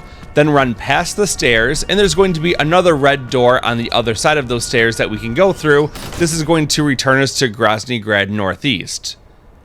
From here, we want to look over toward the right, and we can take out this guard standing in the way, and then look over toward the right and up, and on the corner of this fence is going to be the Camo duck.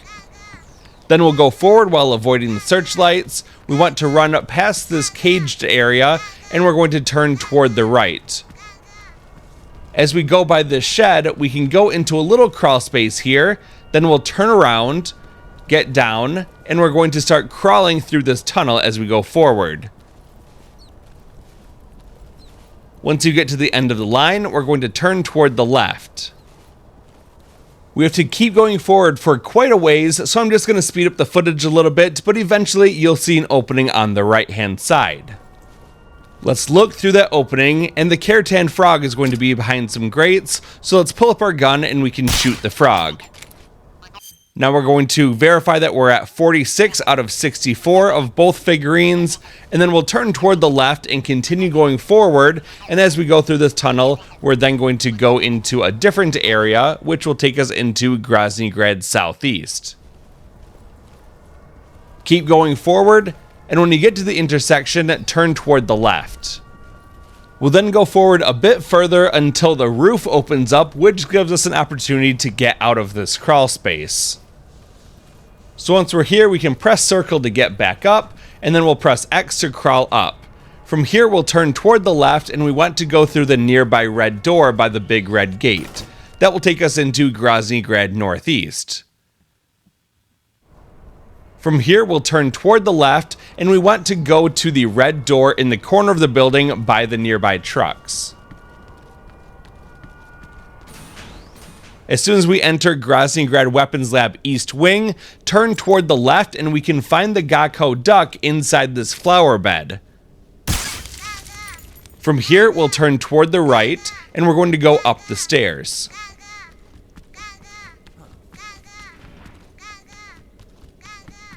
Let's circle around toward the right, and be careful because there is going to be a guard walking around in this area. So we're going to shoot him, and then we want to grab him, and then we're going to drag him a little ways away from where he came from.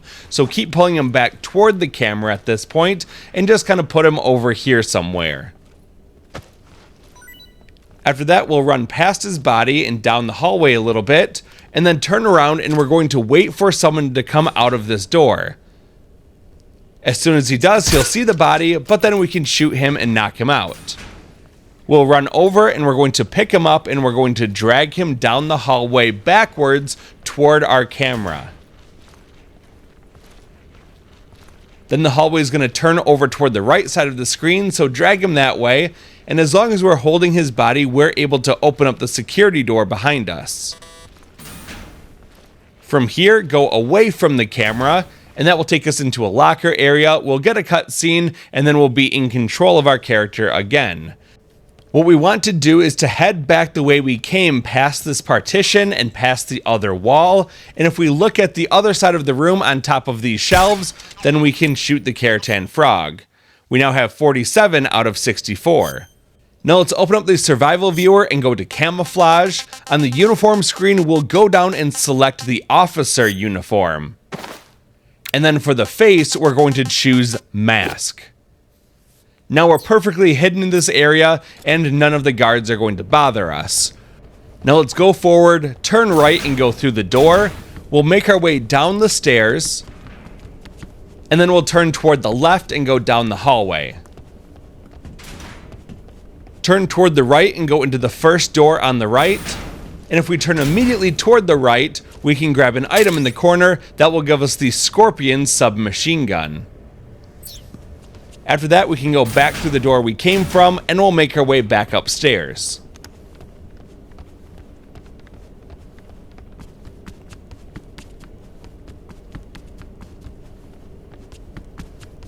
Now that we're back in the upper room, go forward to the wall, turn left, and then run forward until we get to the next wall.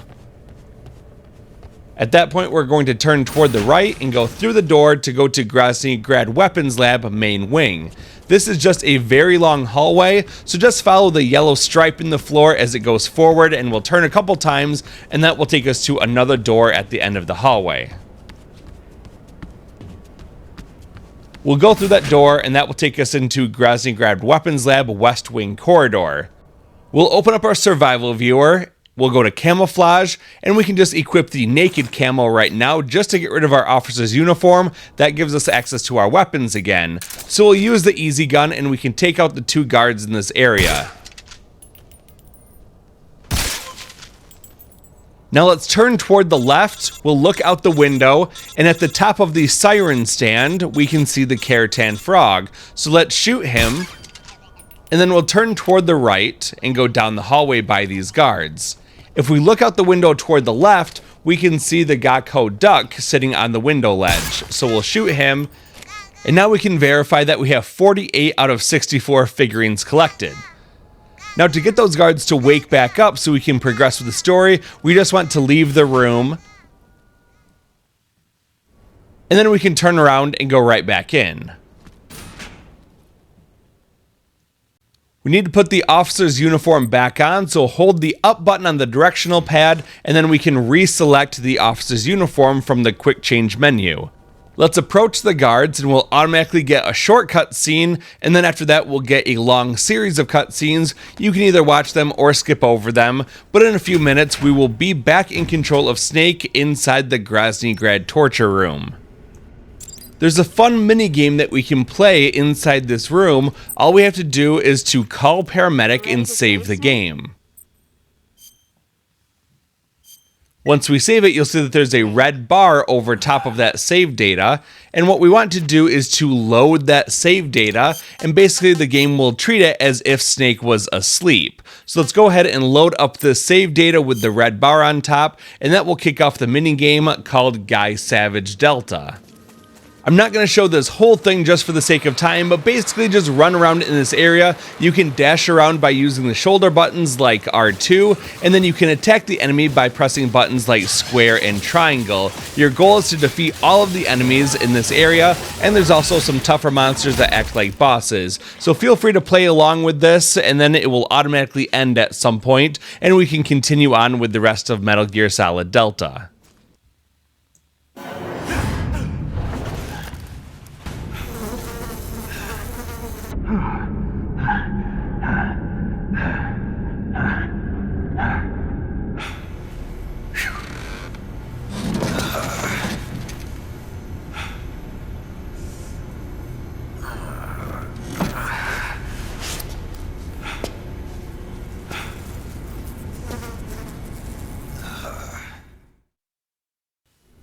The last couple of hours have been pretty rough on Snake, so I think that we should allow him to relax a little bit and listen to some good music. So we'll open up our radio, we'll go to tune, and we'll tune it to frequency 140.01.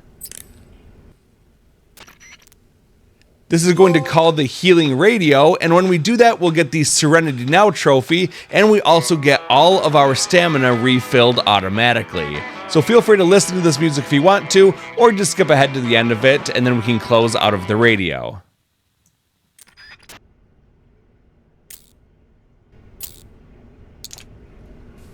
Now we're going to go over and collect the fork off the ground inside the jail cell. We'll then open up the survival viewer, go down to cure, and there's a couple things we need to fix. The first is we're going to remove the fake death pill from our leg, and we can do that by using the fork. After that, we want to remove the transmitter found buried in our shoulder wound, and we can also use the fork for that. Then we can pick up the items off the ground. Removing that transmitter makes the future section much easier. We then want to wait around for the guard outside of our jail cell door to turn and start walking away. You can also get an interesting special cutscene with him if you take the food that he threw into the room and throw it back out through the opening in our door. Do that a couple times and you'll get to learn a little bit more about him. But as soon as he turns away, we want to tune our radio over to frequency 144.75. And when we do that, it's going to unlock the door in front of us.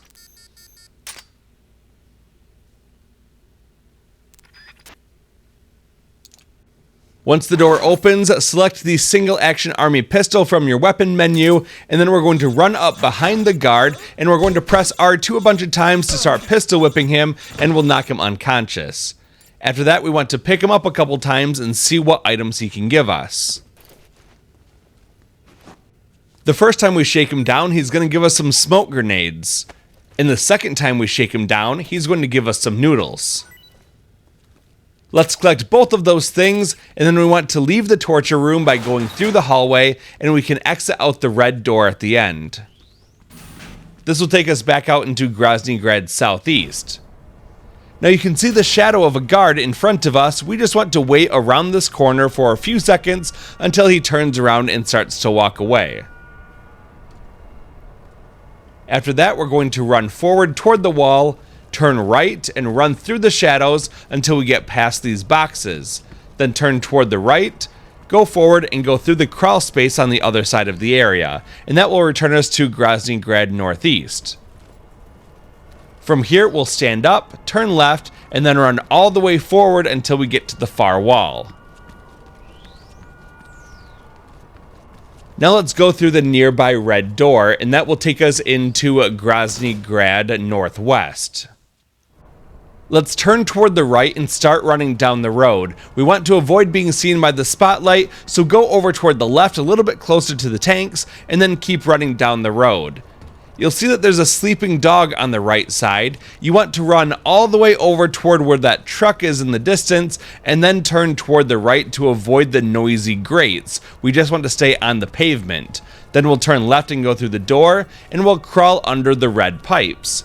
Keep going forward to crawl under another set of red pipes, and then the game will automatically take us down into the Grozny Grad sewers. Once we get to the bottom, we'll get a mandatory radio call, so let's either listen to that or just skip over it by holding down the triangle button. Now we'll turn toward the right and we'll make our way over toward the stairs. There's going to be some life medicine at the top, so grab that if you want to, and then start heading down the stairs. If you want to go a little bit faster, feel free to roll down them.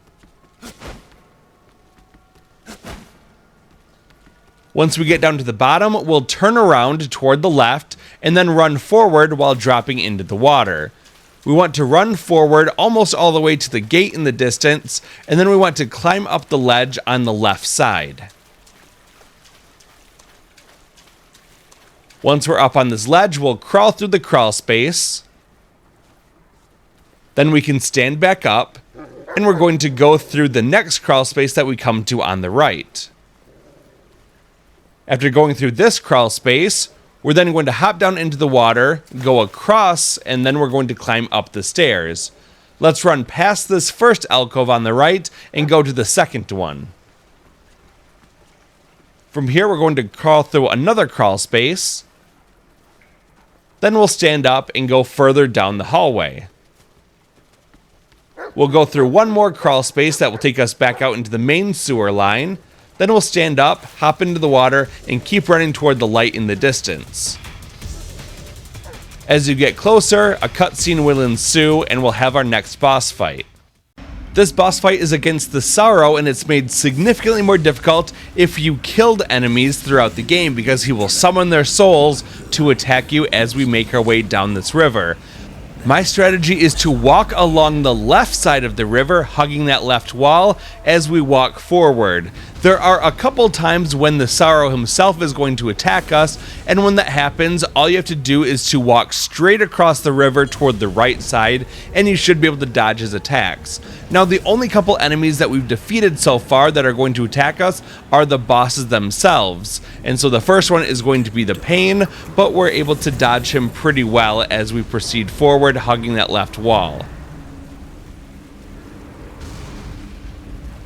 After we get past the Pain, keep going forward while hugging that left wall, and then the next enemy that we'll see coming at us in the distance is going to be the Fear.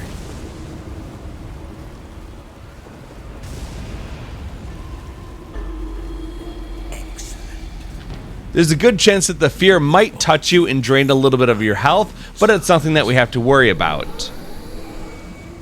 Pay attention to the Sorrow's movements. If he starts powering up, then immediately go over toward the right and you can dodge his corkscrew attack. Then make your way back over toward the left side of the river and keep going forward. This way.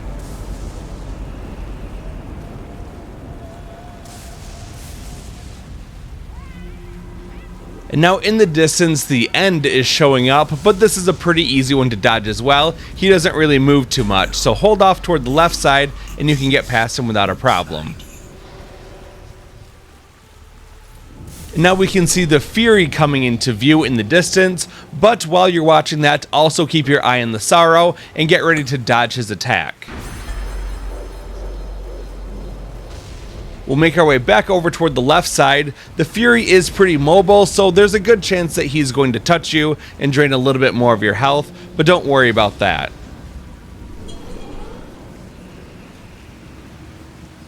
Once you make it past the Fury, you're pretty much done because that's all the bosses we've defeated so far. Just keep an eye on the Sorrow, dodging his attacks as necessary, and keep walking down the river until the Sorrow teleports away.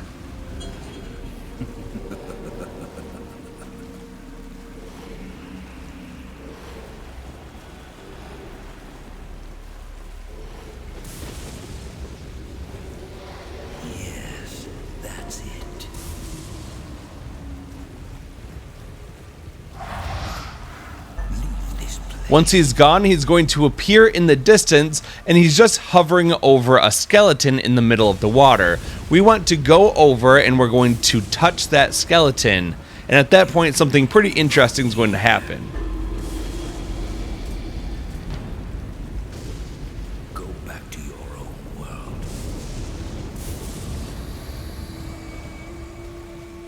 As soon as we touch the skeleton, we're going to die. We're then met with the typical game over screen where it says Snake is dead. We do not want to choose either the continue or the exit options. Instead, open up your item menu and we're going to choose the revival pill and we're going to use that. In the following cutscenes, we get the River of Pain trophy and we find ourselves in a new location. We want to turn over toward the right and we're going to go forward across the river and then we're going to hug the left side as we go up this hill. Now turn toward the left and we want to go over a log in the distance. That's going to take us over the river and act as a bridge. On the other side, we'll turn right and we'll enter the stream, keep running along the stream until we exit out onto the right. Then keep circling around toward the left and that will take us over into a waterfall area. We want to rejoin the river running toward the waterfall, and then there's a small path that runs on the right side and that will take us to the behind the waterfall area. After some more cutscenes, we want to turn around and return to the previous area through the waterfall. Let's open up our survival viewer and go to backpack, and then we want to select some weapons. So we'll get rid of our fork and we're going to take the M1911A1 and the easy gun. We can put the single action army away, and we also want to scroll down to the bottom to get rid of the vampire bat and instant noodles that we're carrying. We can now leave the survival viewer and we want to re-equip the easy gun. We're then going to run around the wall to the left and we can find our Tsukinoko on the ground in this area. So make sure you tranquilize him and then we can capture him alive inside of a cage.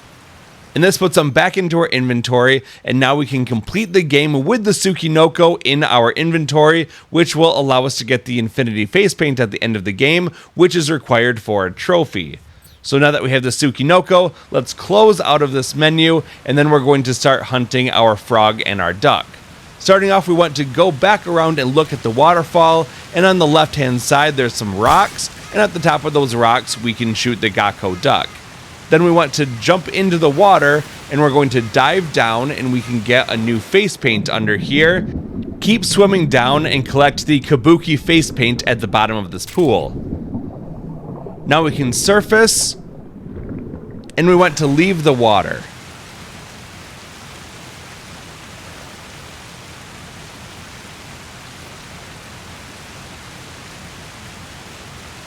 Let's stay over toward the left-hand side as we run up the hill, and when we get to the top, then we can drop back down into the water.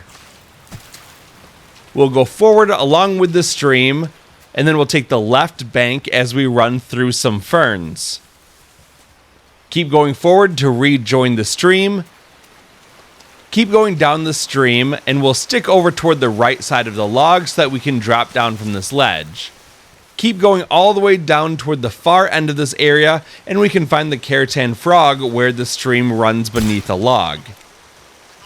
After we've shot that, we'll have 49 out of 64 for each of those figurines, and now we want to get back over to the waterfall area. So go to the far wall, turn left, continue to go up, and we're going to make our way back over toward the left so that we can use that log to act as a bridge again, and we'll go back across the stream. Now turn right, rejoin the stream, and keep going up. Stay toward the right side, and then make your way over toward the left. Keep going forward between the trees, go back into the stream, and then go along that narrow passageway over toward the right, and that will take you back to the behind waterfall area.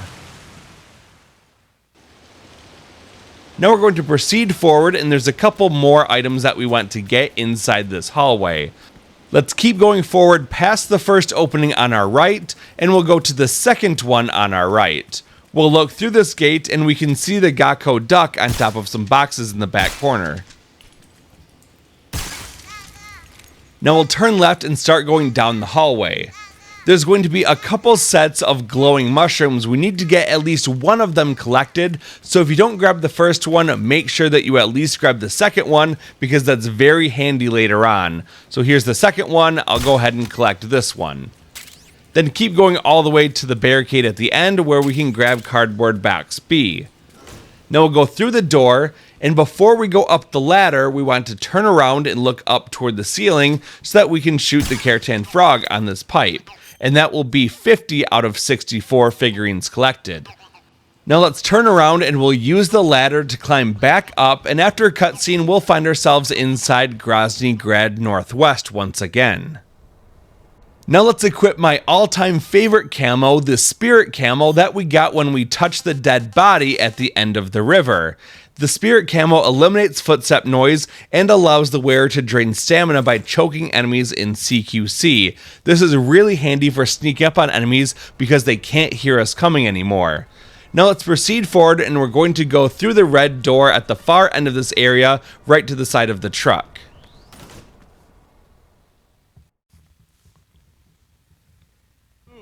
Let's run forward past some boxes, and then we'll look toward the right. There's going to be a guy running drills in this area, so wait until he runs past the guard who's shooting, and then shoot the guard who is shooting up into the sky.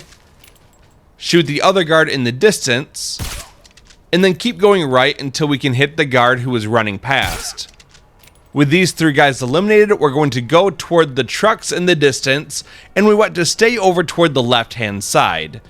There's going to be a red door in the building, and that's going to take us back into an area we've already been to, the Grozny Grad Weapons Lab East Wing. We'll turn toward the left and run down the hallway. We can immediately go up the stairs, and that will take us up into the locker room area. There are going to be a few new uniforms that we can collect up in this area, so make our way over toward the lockers on the left hand side, and we want to go all the way toward the left. We want to open up the locker not all the way on the left, but the one right next to it. And when we do that, we can get the uniform for maintenance. Then we'll turn around, and we want to open up the locker with the red stripe on it. Once we do that, we're going to collect the uniform called Sneaking. Now we can leave, and we're going to go through the door in the corner of the room to go into Grozny Grad Weapons Lab main wing. We're then going to get a cutscene as we walk through this area, and there's also going to be a radio call.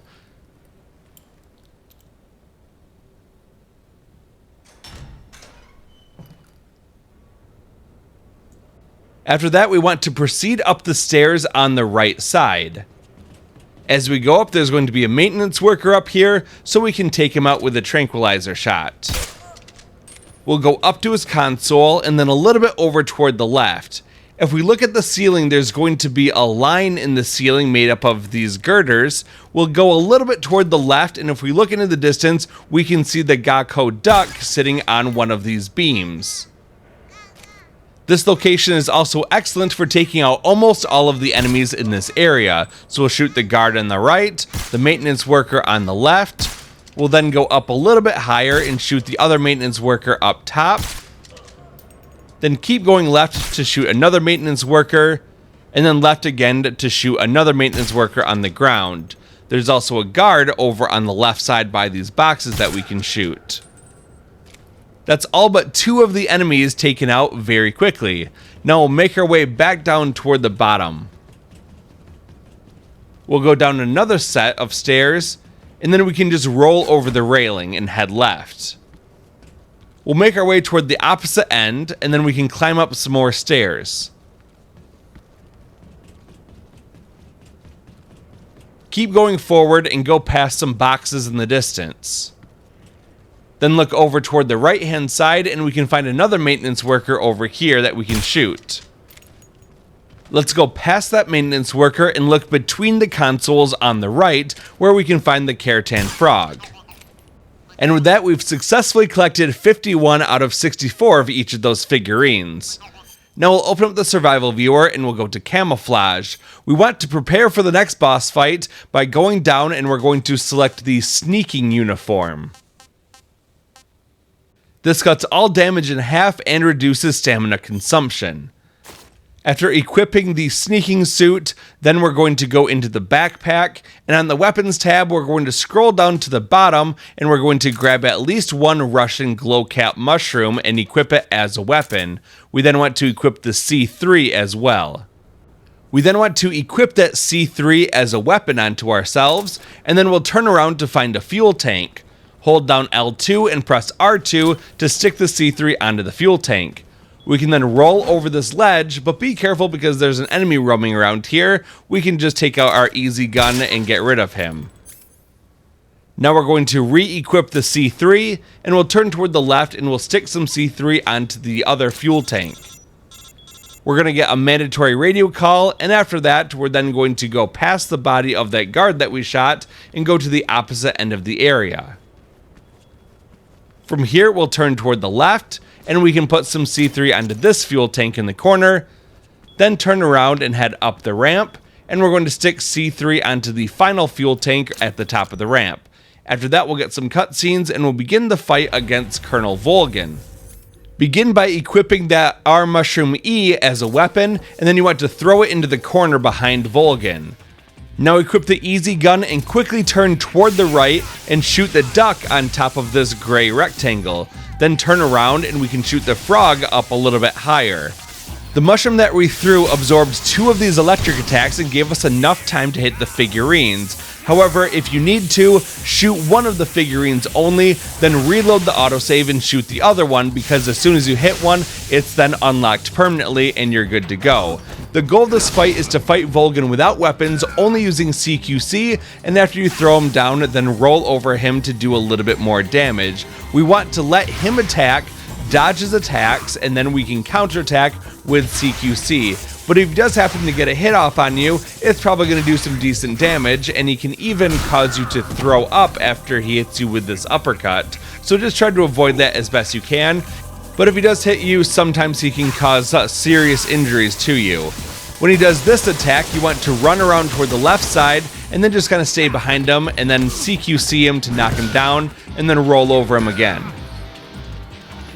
This next attack is a pretty easy one for us to dodge. He's just going to run at us and then try to do a 3-hit combo. After that, we can quickly CQC him down and then roll over him, and when his stamina is half gone, then we'll get a shortcut scene as an intermission, and then we'll be able to fight phase 2. Starting off, he'll throw bullets into the air. We can dodge them just by lying on the ground. Then get back up, and we're going to go back to what we were doing before, letting him try to attack us. We'll dodge it, and then we'll counterattack with CQC, and we'll roll over him for some bonus damage. Phase 2 lasts about as long as Phase 1 because once again we've got to throw him onto the ground 3 times and roll over him, but he does change up his attack pattern a little bit. He'll still try to rush in and get you, and when he does that, then we can counterattack and throw him onto the ground.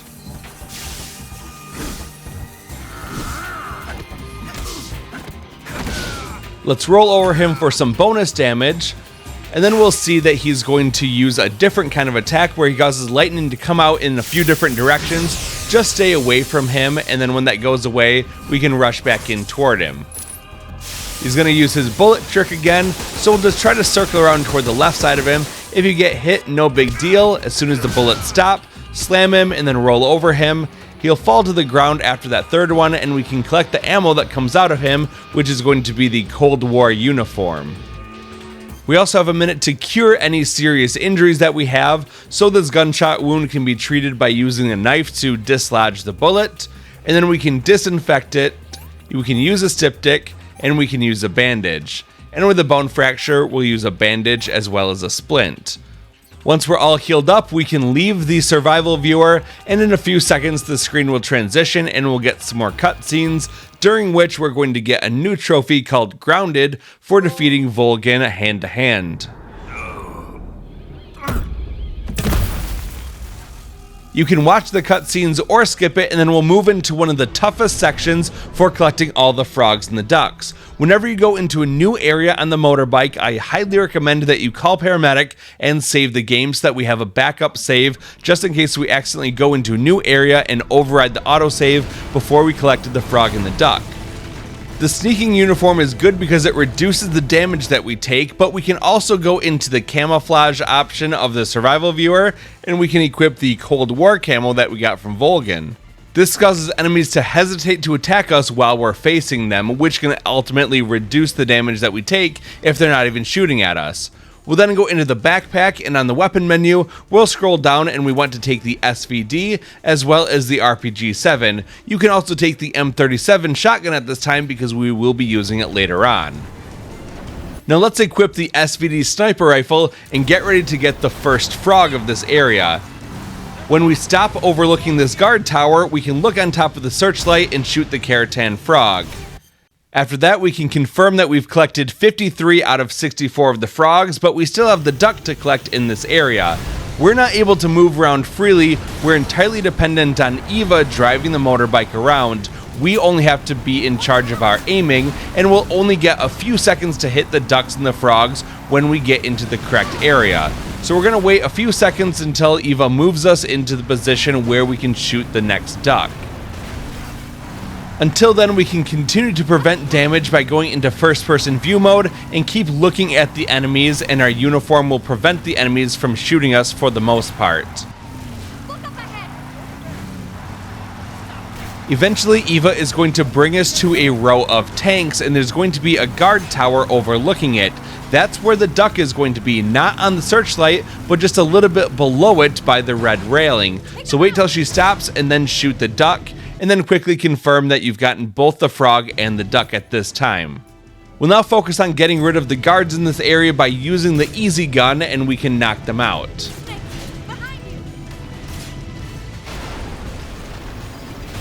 We then just have to wait for Eva to drive us into the next area where we're going to find another frog and another duck to collect.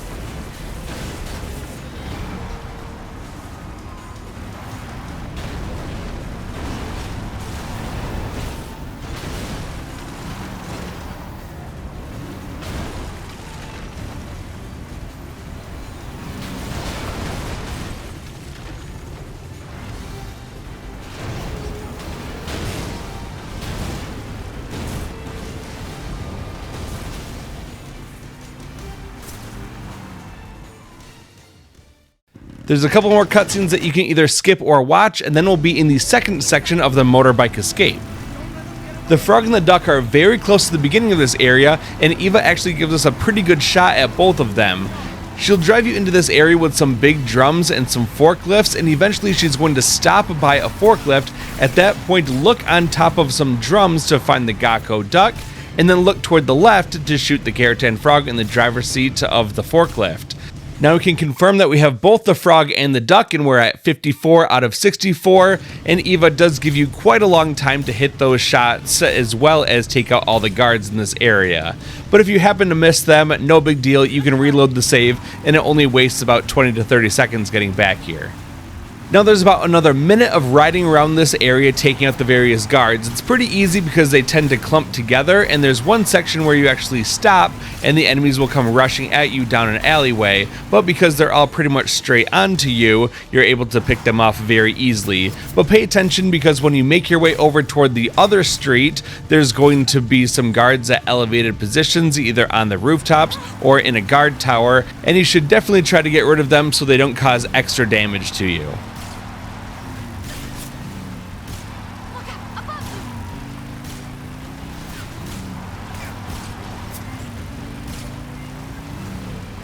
After clearing this street, then Eva will take you past a guard tower, underneath the building's awning, and then through a gate, and we'll be out onto the runway for the next area of the motorbike chase.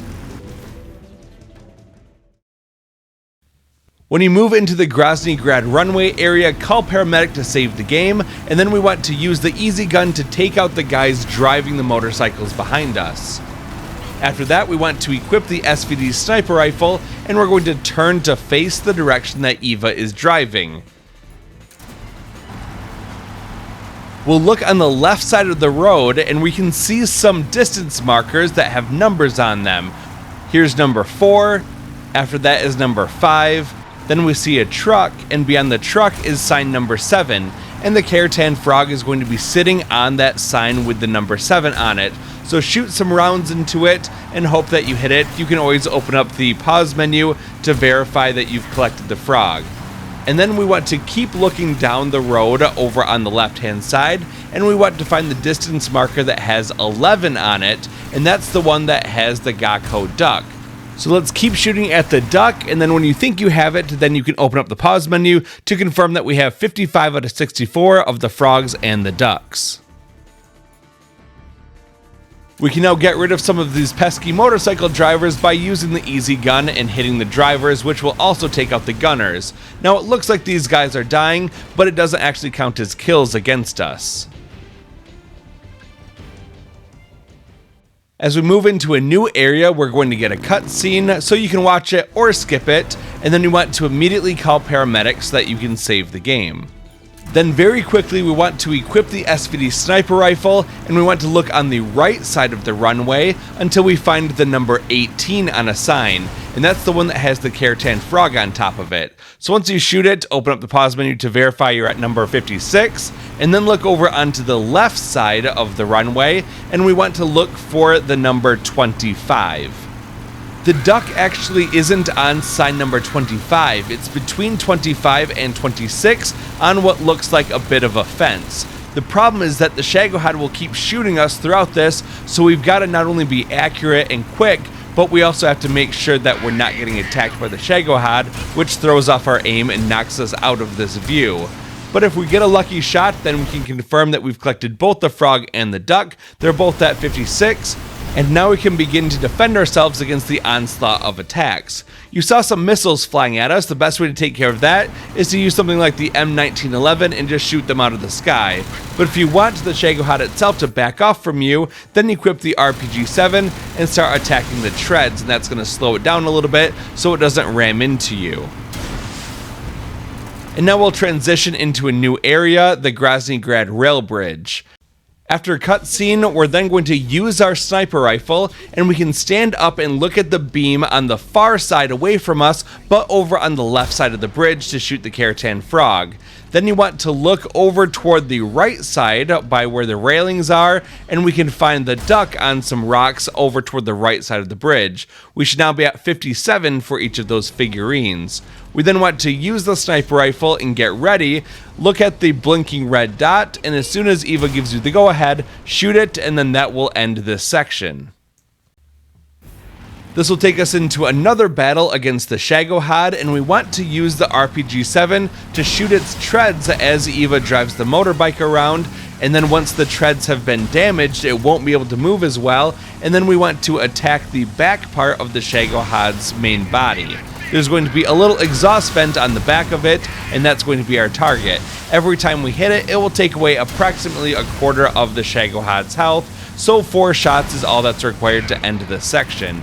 We're not going to worry about the duck and the frog during this section of the fight, because we'll be able to get them much more easily during the second part of the fight. So keep attacking those treads, and then attacking the exhaust port on the back of the Shagohod, and this fight will be over in just a moment. This is another great opportunity to use the quick reload trick by unequipping and re-equipping the RPG-7, because the reload animation is quite slow for this weapon.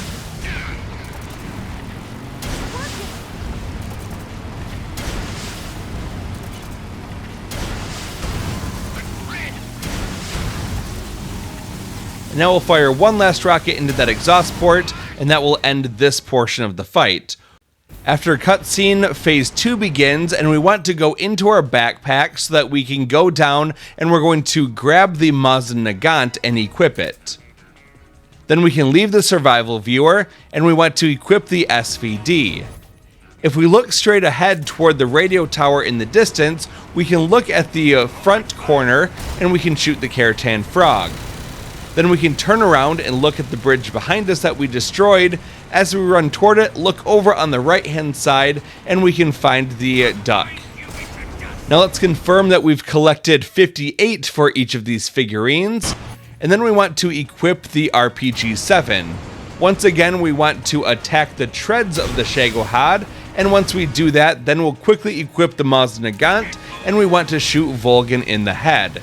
It will take 4 shots with the Mazda Nagant in order to knock Volgin out non-lethally. So we're just going to keep attacking the treads and then using the Mazda Nagant again. If we try to attack Volgin head-on, he actually has an energy barrier that he will use in order to stop us from hitting him with the Mazda Nagant. That means you always want to hit a tread to cause it to stop, and then when he's looking toward the side that you damage, then try to shoot him in the side of the head. The Shagohod has a couple different attacks that he can use against you when he's not focusing on Eva. He can shoot bullets at you or launch rockets, he can fire what looks like a red particle beam, or he can just try to run over you. Obviously, we want none of that coming at us, so as always, the best defense is a good offense. Keep attacking him, destroying his treads, shooting him with a Moznagant, and the fight will be over quickly, which will earn us the Shagohod trophy for defeating Volgan and the Shagohod. Feel free to watch or skip the cutscenes. We've got another tough motorcycle section for collecting those figurines, so we want to go into our backpack, and at this point we're going to grab the M37 shotgun, which will be very useful for getting those figurines in a little while later on in this zone. Now let's grab our easy gun and we'll turn around to face the back. We can then start shooting the drivers of the motorcycles and taking them all out, which will clear the path of our pursuers behind us. There's nothing more to do for just a little while, but eventually there's going to be some more enemies that will start to follow us. We can actually get the jump on them if we turn toward the front, because they do spawn ahead of us and a little bit toward the left. So we'll see that they're over here against the building. We can start shooting them and taking them down even before they start to move.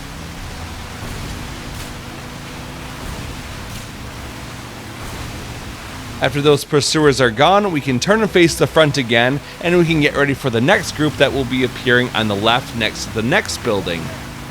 So again, just start shooting them and try to get rid of them as they start moving and following us.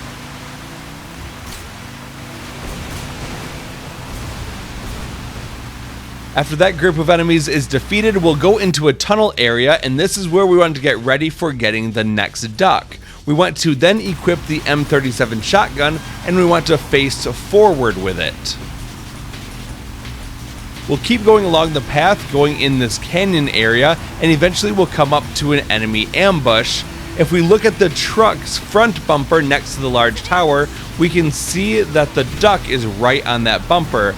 Be careful with your aim though, because you don't want to kill any of the enemies, but the shotgun does make it pretty easy for hitting that duck, especially as we circle around. We'll get a couple good shots at it, and we can confirm that we have 59 ducks.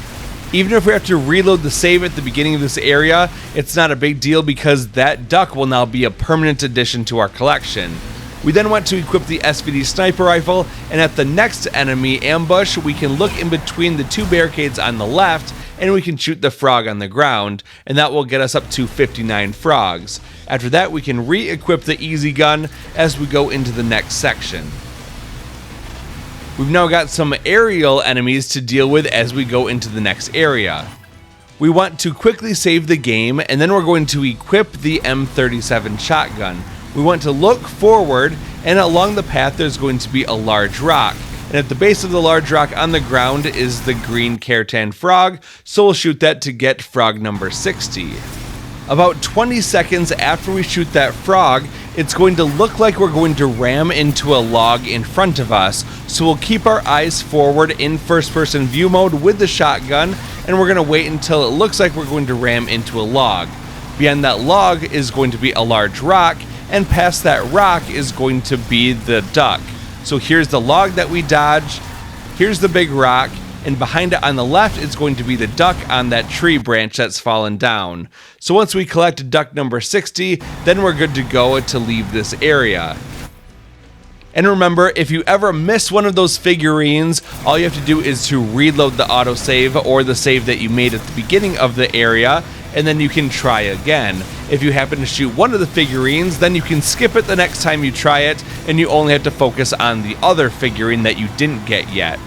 The easy gun can make short work of the enemies flying around above us, and conveniently, when they crash after being tranquilized and most likely die, it doesn't actually count as a kill from us, so our record is still pristine.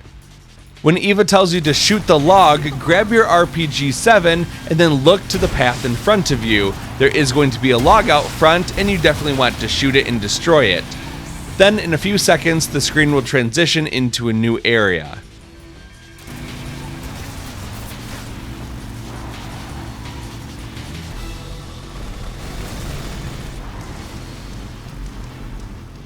This is the last of the motorcycle sections, and both the frog and the duck appear within the first 30 seconds of this area.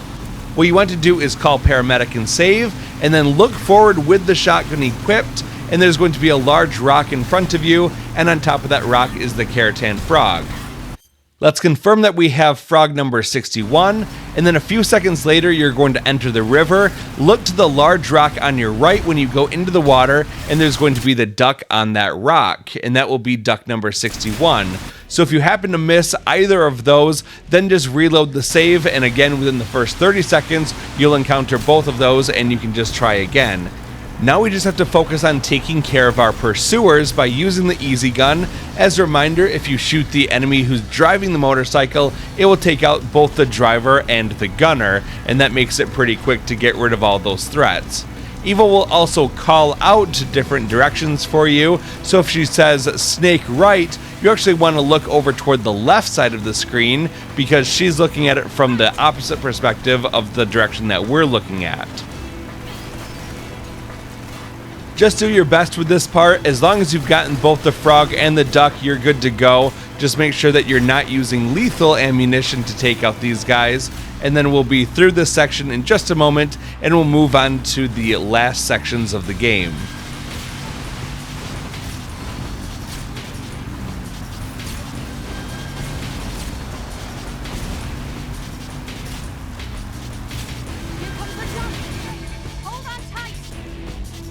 When Eva says hold on tight, do a quick double check to make sure you have 61 of both of the frogs and the ducks, and then we'll move into the next area after a little bit of a cutscene. When we go into that next area, we're going to get more cutscenes, and then we're going to be in control of our characters inside the survival viewer because we were very badly wounded during the cutscene. We'll go down to the cure option, and then we'll choose snake.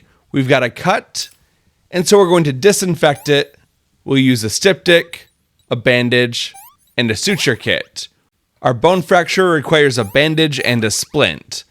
After that, we can leave the snake's menu and go into Eva's.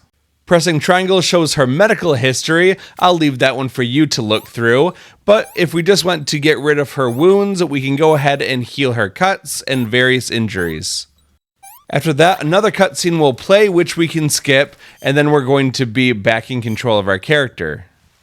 Let's go back into the survival viewer, and we're going to choose the camouflage option. In the uniform category, we're going to go down and we're going to select the spirit camo. Now let's leave the survival viewer, and there's going to be various items scattered on the ground around us, so let's go around and collect whatever we can.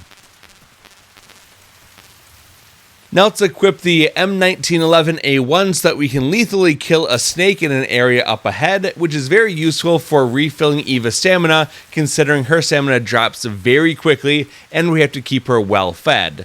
So let's go forward, and we'll see that there's a prompt. By hitting X, we can then call Eva closer to us. We basically need to lead the way and then keep calling her forward. As we go past some trees, we can then turn around and shoot the snake on the ground, and we'll go over and collect it. Let's keep going forward while calling Eva over toward us, and we'll go over toward some muddy water. Let's go by this group of trees next to the water, and then we can turn over toward the right side, and we're going to then go forward down the path. Remember to keep calling Eva often so that you don't get too far ahead of her, because then she's just going to stop, and we'll have to backtrack and call her over closer. As we go through this area, we'll get a cutscene, and after that, the area will be in caution mode as some enemies are hunting for us. We definitely want to re-equip the easy gun so that we can hide in this area better, and so that we tranquilize them instead of kill them. We'll go through the muddy water and then turn toward the right while calling Eva along, and we want to move over into this patch of grass and ferns. At that point, we're going to turn around and go back toward the entrance, and we can now see some enemies running up on us, so let's go ahead and start tranquilizing them to get rid of them. There should be 4 enemies that we take out in total there. Then we're going to keep going forward along the path as we go up this slope, and we're going to keep calling Eva as we go up through the vegetation. Keep an eye out from behind you, because in a few seconds as you get toward the top, there's going to be some more enemies running toward us, and then we want to shoot them before they can see Eva. Again, we'll take out 4 enemies in this patrol, and then it looks like Eva's getting kind of low on food, so what we want to do is to go into the survival viewer. We're not going to feed her the Tsukinoko, but instead we'll give her the reticulated python that we collected earlier off the ground, and that should get her stamina back up pretty high. Can I have seconds? Just to top it off, we can give her a Russian ration too.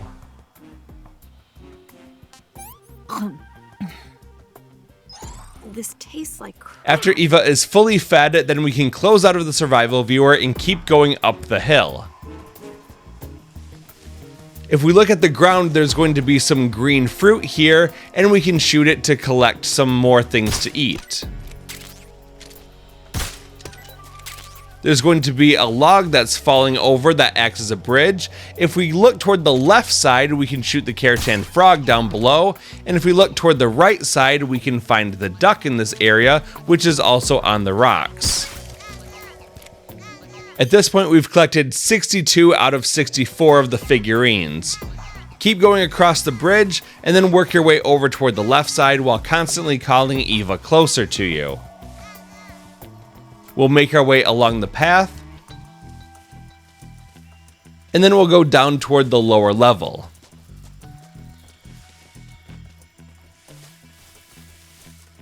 If you happen to miss any of the guards in the patrols, sometimes they'll be waiting for you around here, so just be cautious, and if you don't see anyone, then you should be pretty good.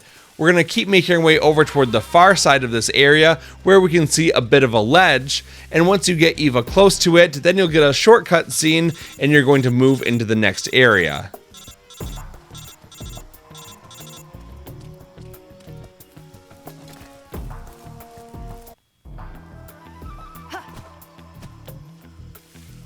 Now in this area, we're going to equip the easy gun. We'll go forward a few steps and there's one guard nearby that we can shoot, and then 2 more over in the distance. So we'll shoot the one in front first, and then his friend will freak out a little bit, and then we can shoot the other enemy.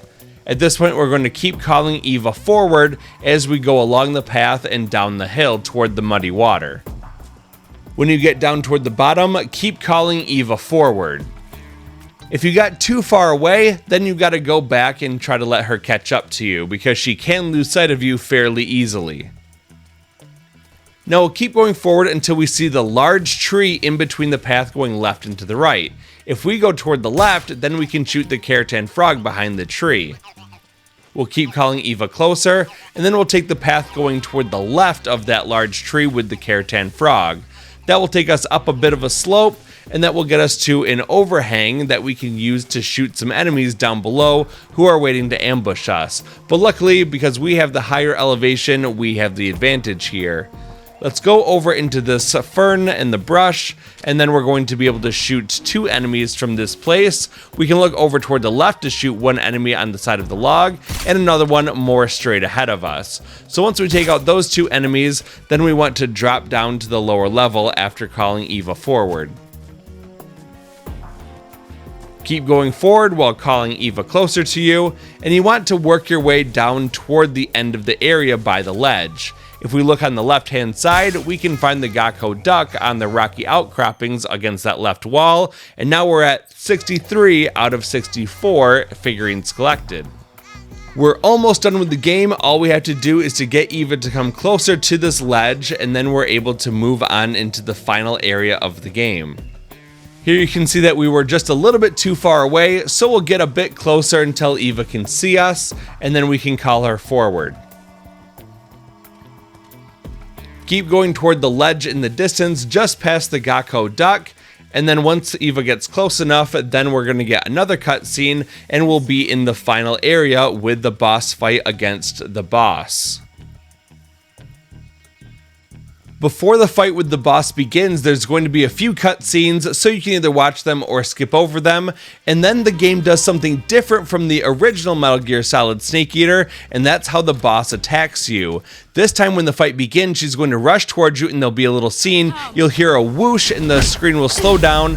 When you hear that whoosh and it slows down, press R2 to counter her, and then grab your easy gun and shoot her on the ground a couple times. After that, run away from her and hold down the triangle button to roll into a crawl. We can then escape and she won't be able to see us. Let's crawl behind the nearby tree, and then we'll get ready to shoot the last two figurines, which we can find at the top of the trees in the middle of this area. So let's look up and we can see the Kerotan Frog on the top of the tree in the middle, and once we shoot it, then we're going to get the trophy It Ain't Easy Being Green for collecting all 64 of the Kerotan Frogs. Then we'll look over toward the right on top of another tree, and we can shoot the final duck, and we'll get the It's Duck Season trophy for getting all 64 of the Shagohod ducks. There are also 3 more snakes that we need to find and capture and eat in order to get another trophy, and they're all next to these logs that are lying on the ground. To find them a bit easier, you want to go into your backpack, then go to Item, and we're going to choose the thermal goggles. Once we have those equipped, then we can use them in order to find the snakes on the ground because they're very hard to see amongst all of these white flowers. So with those thermal goggles equipped, look around the logs and then you can see the snake on the ground. We're going to shoot it and then we can collect it. Don't pay any attention to the snakes hanging down from the trees because we don't need them. So once we collect one of the snakes, we're going to go into the food section of the survival viewer, and we're going to eat this snake. It's snake solidus. It could also be snake liquid or snake solid. It just depends on which snake you picked up first. But all 3 of those snakes are in this area. We then want to circle around toward the left while staying away from the boss. Again, the thermal goggles makes it pretty easy to see where she is as well. And we're going to keep circling around toward the left until we get to the next log lying on the ground. At that point, put on the thermal goggles and look around the log until you see the next snake. Let's go ahead and shoot this one. Now let's pick it up off the ground and then we'll escape over toward the left side a little bit more just to stay away from the boss.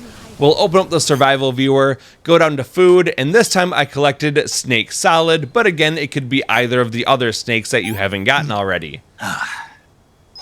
After eating snake solid, we're then going to continue forward as we circle around toward the left, and we'll find another log on the ground. Go ahead, equip those thermal goggles to find the snake, shoot it, and then pick it up. This is the final food item that we need. We've collected all of the plants and animals, and now we're going to go into the survival viewer for the last time, go to food, and we're going to eat snake liquid. And we're also going to finish the game with that Tsukinoko alive in our inventory. Just do a quick double check to make sure that you've tried all of the other food in your inventory, but you definitely should have if you've been following this guide so far. Now all we have to do is take care of the boss, and the easy gun makes that pretty easy for us. So we'll shoot her once. As soon as we do that though, she'll turn around and start firing at us, so we're not able to get multiple hits in because her bullets will deflect all of ours. We're just going to use hit and run tactics against her. We're going to shoot her and then escape far away from her. And we're going to repeat that process until we get rid of half of her stamina. At that point, she's going to come running at us again, and just like at the beginning of the fight, she's going to attack us with CQC, but this time we have to use the R2 button to counter her twice. So again, listen for those whoosh sounds when it slows down and counter her. Here's 1, and here's 2. After countering both of those attacks at the beginning and the midpoint of the fight, we'll get the wax on wax off trophy, and now we're going to shoot her a couple more times with the easy gun, run away, hold down triangle so that you can roll into a crawl, and then escape behind a tree or a log so she can't see you. Now we'll keep hunting her to get rid of the rest of her stamina. But be careful, you want to be kind of close to her before you take away the rest of her stamina. That's because just like with Colonel Volgin, once she's defeated, she's going to drop her camo and her uniform, and we need to be close enough to get it from her off the ground before the cutscene begins. We've only got a couple seconds, so shoot her, and once she goes down, run straight toward her and pick up the camo that she drops.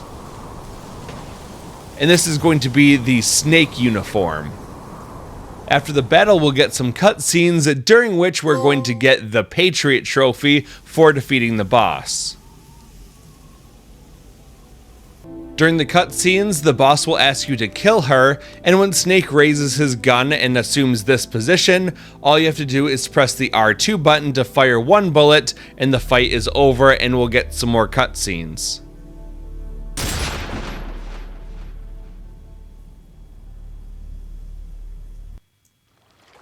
Feel free to watch or skip over the cutscenes, and when we get to choose a revolver, we want to choose the one on the right side.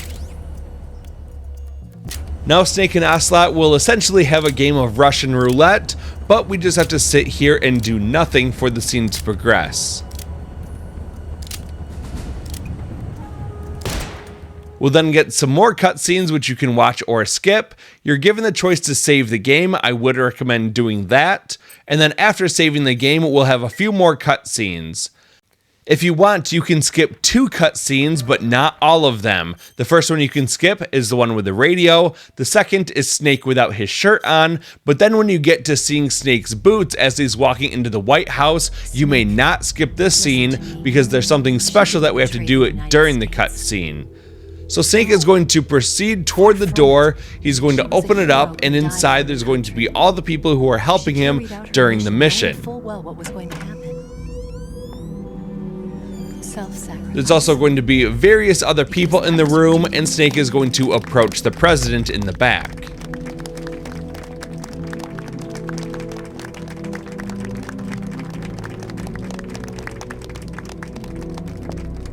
The president will talk to Snake, and he's also going to give him a medal.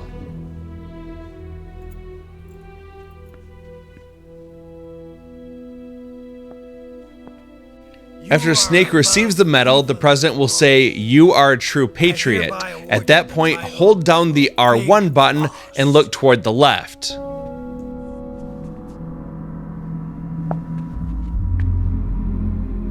You are a true patriot.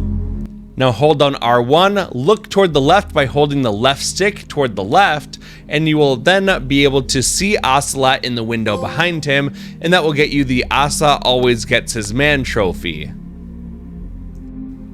And at this point, congratulations, because you've completed Metal Gear Solid Delta Snake Eater, and you've gotten almost all the trophies in one playthrough. All these claps are for you. Feel free to skip the rest of the cutscenes and we'll get the results screen.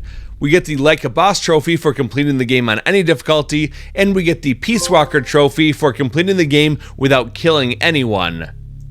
All in all, playing through this game took a little under 4.5 hours, and that's because I skipped most of the cutscenes. We'll press X to continue, and then we unlock the Single Action Army. We unlock the Patriot. We unlock the Easy Gun. We unlock the Stealth Camo. We unlock the green face paint, as well as the brown face paint. We get the Infinity face paint for completing the game and keeping that Tsukinoko alive, and we get the tuxedo. We get the banana camo, as well as the DPM camo, the Oscam Desert camo, the Desert Tiger camo, the Flecktarn camo, 9 types of national flag face paints, the Mummy camo, the Grenade camo, and 18 types of reward camos. We also get the very useful AT camo, otherwise known as the ghillie suit. We get the Demo Theater unlocked, as well as the Secret Theater unlocked. We get Guy Savage Delta unlocked as a mini game that we can play, and we get the Character Viewer. And now we get a trophy called A Snake Has Many Skins for collecting all of the uniforms and face paints in the game. We then want to save the game so that we have a clear data that we can use for New Game Plus, and that's going to make our run for getting the Foxhound trophy significantly easier. But before we do that, we're going to go down and go into the extras option in the menu. We'll go down to food collection, and when we go into this, we'll get a new trophy called Foodie for eating one type of food. And we also get the Gastronome trophy because we've eaten all 48 types of food, and that's completed the gallery. Well, there's one more trophy that we want to get in this video, and to do that, we're going to go over to the New Game option, not the New Game Plus. We can choose any option we want to, but we will begin this time in Legacy style. Choose any difficulty you want, and choose any tips, and then when we begin the game in the Legacy style, we get the trophy Old Snake New Tricks. At this point, we've collected 91% of all of the trophies in Metal Gear Solid Delta Snake Eater. In fact, the only two that remain are the Foxhound trophy and the Platinum trophy itself, called Endless Battle. Getting the Foxhound trophy in this installment of the game is significantly easier than in previous installments thanks to having auto-save, no limit on the number of saves that we can have, as well as access to additional items through New Game Plus, even items that we collected on easier playthroughs like the one that we just completed. So I hope you'll join me again as we go through the game and earn the Foxhound rank and the Platinum trophy. Thank you for coming along on this journey with me. I really appreciate it. If you enjoyed this video, please be sure to hit that like button as it really helps me out, and consider subscribing to join our amazing community. I hope to see you soon for that Foxhound guide or in another video on my channel. Until then, thanks for watching and have a good day.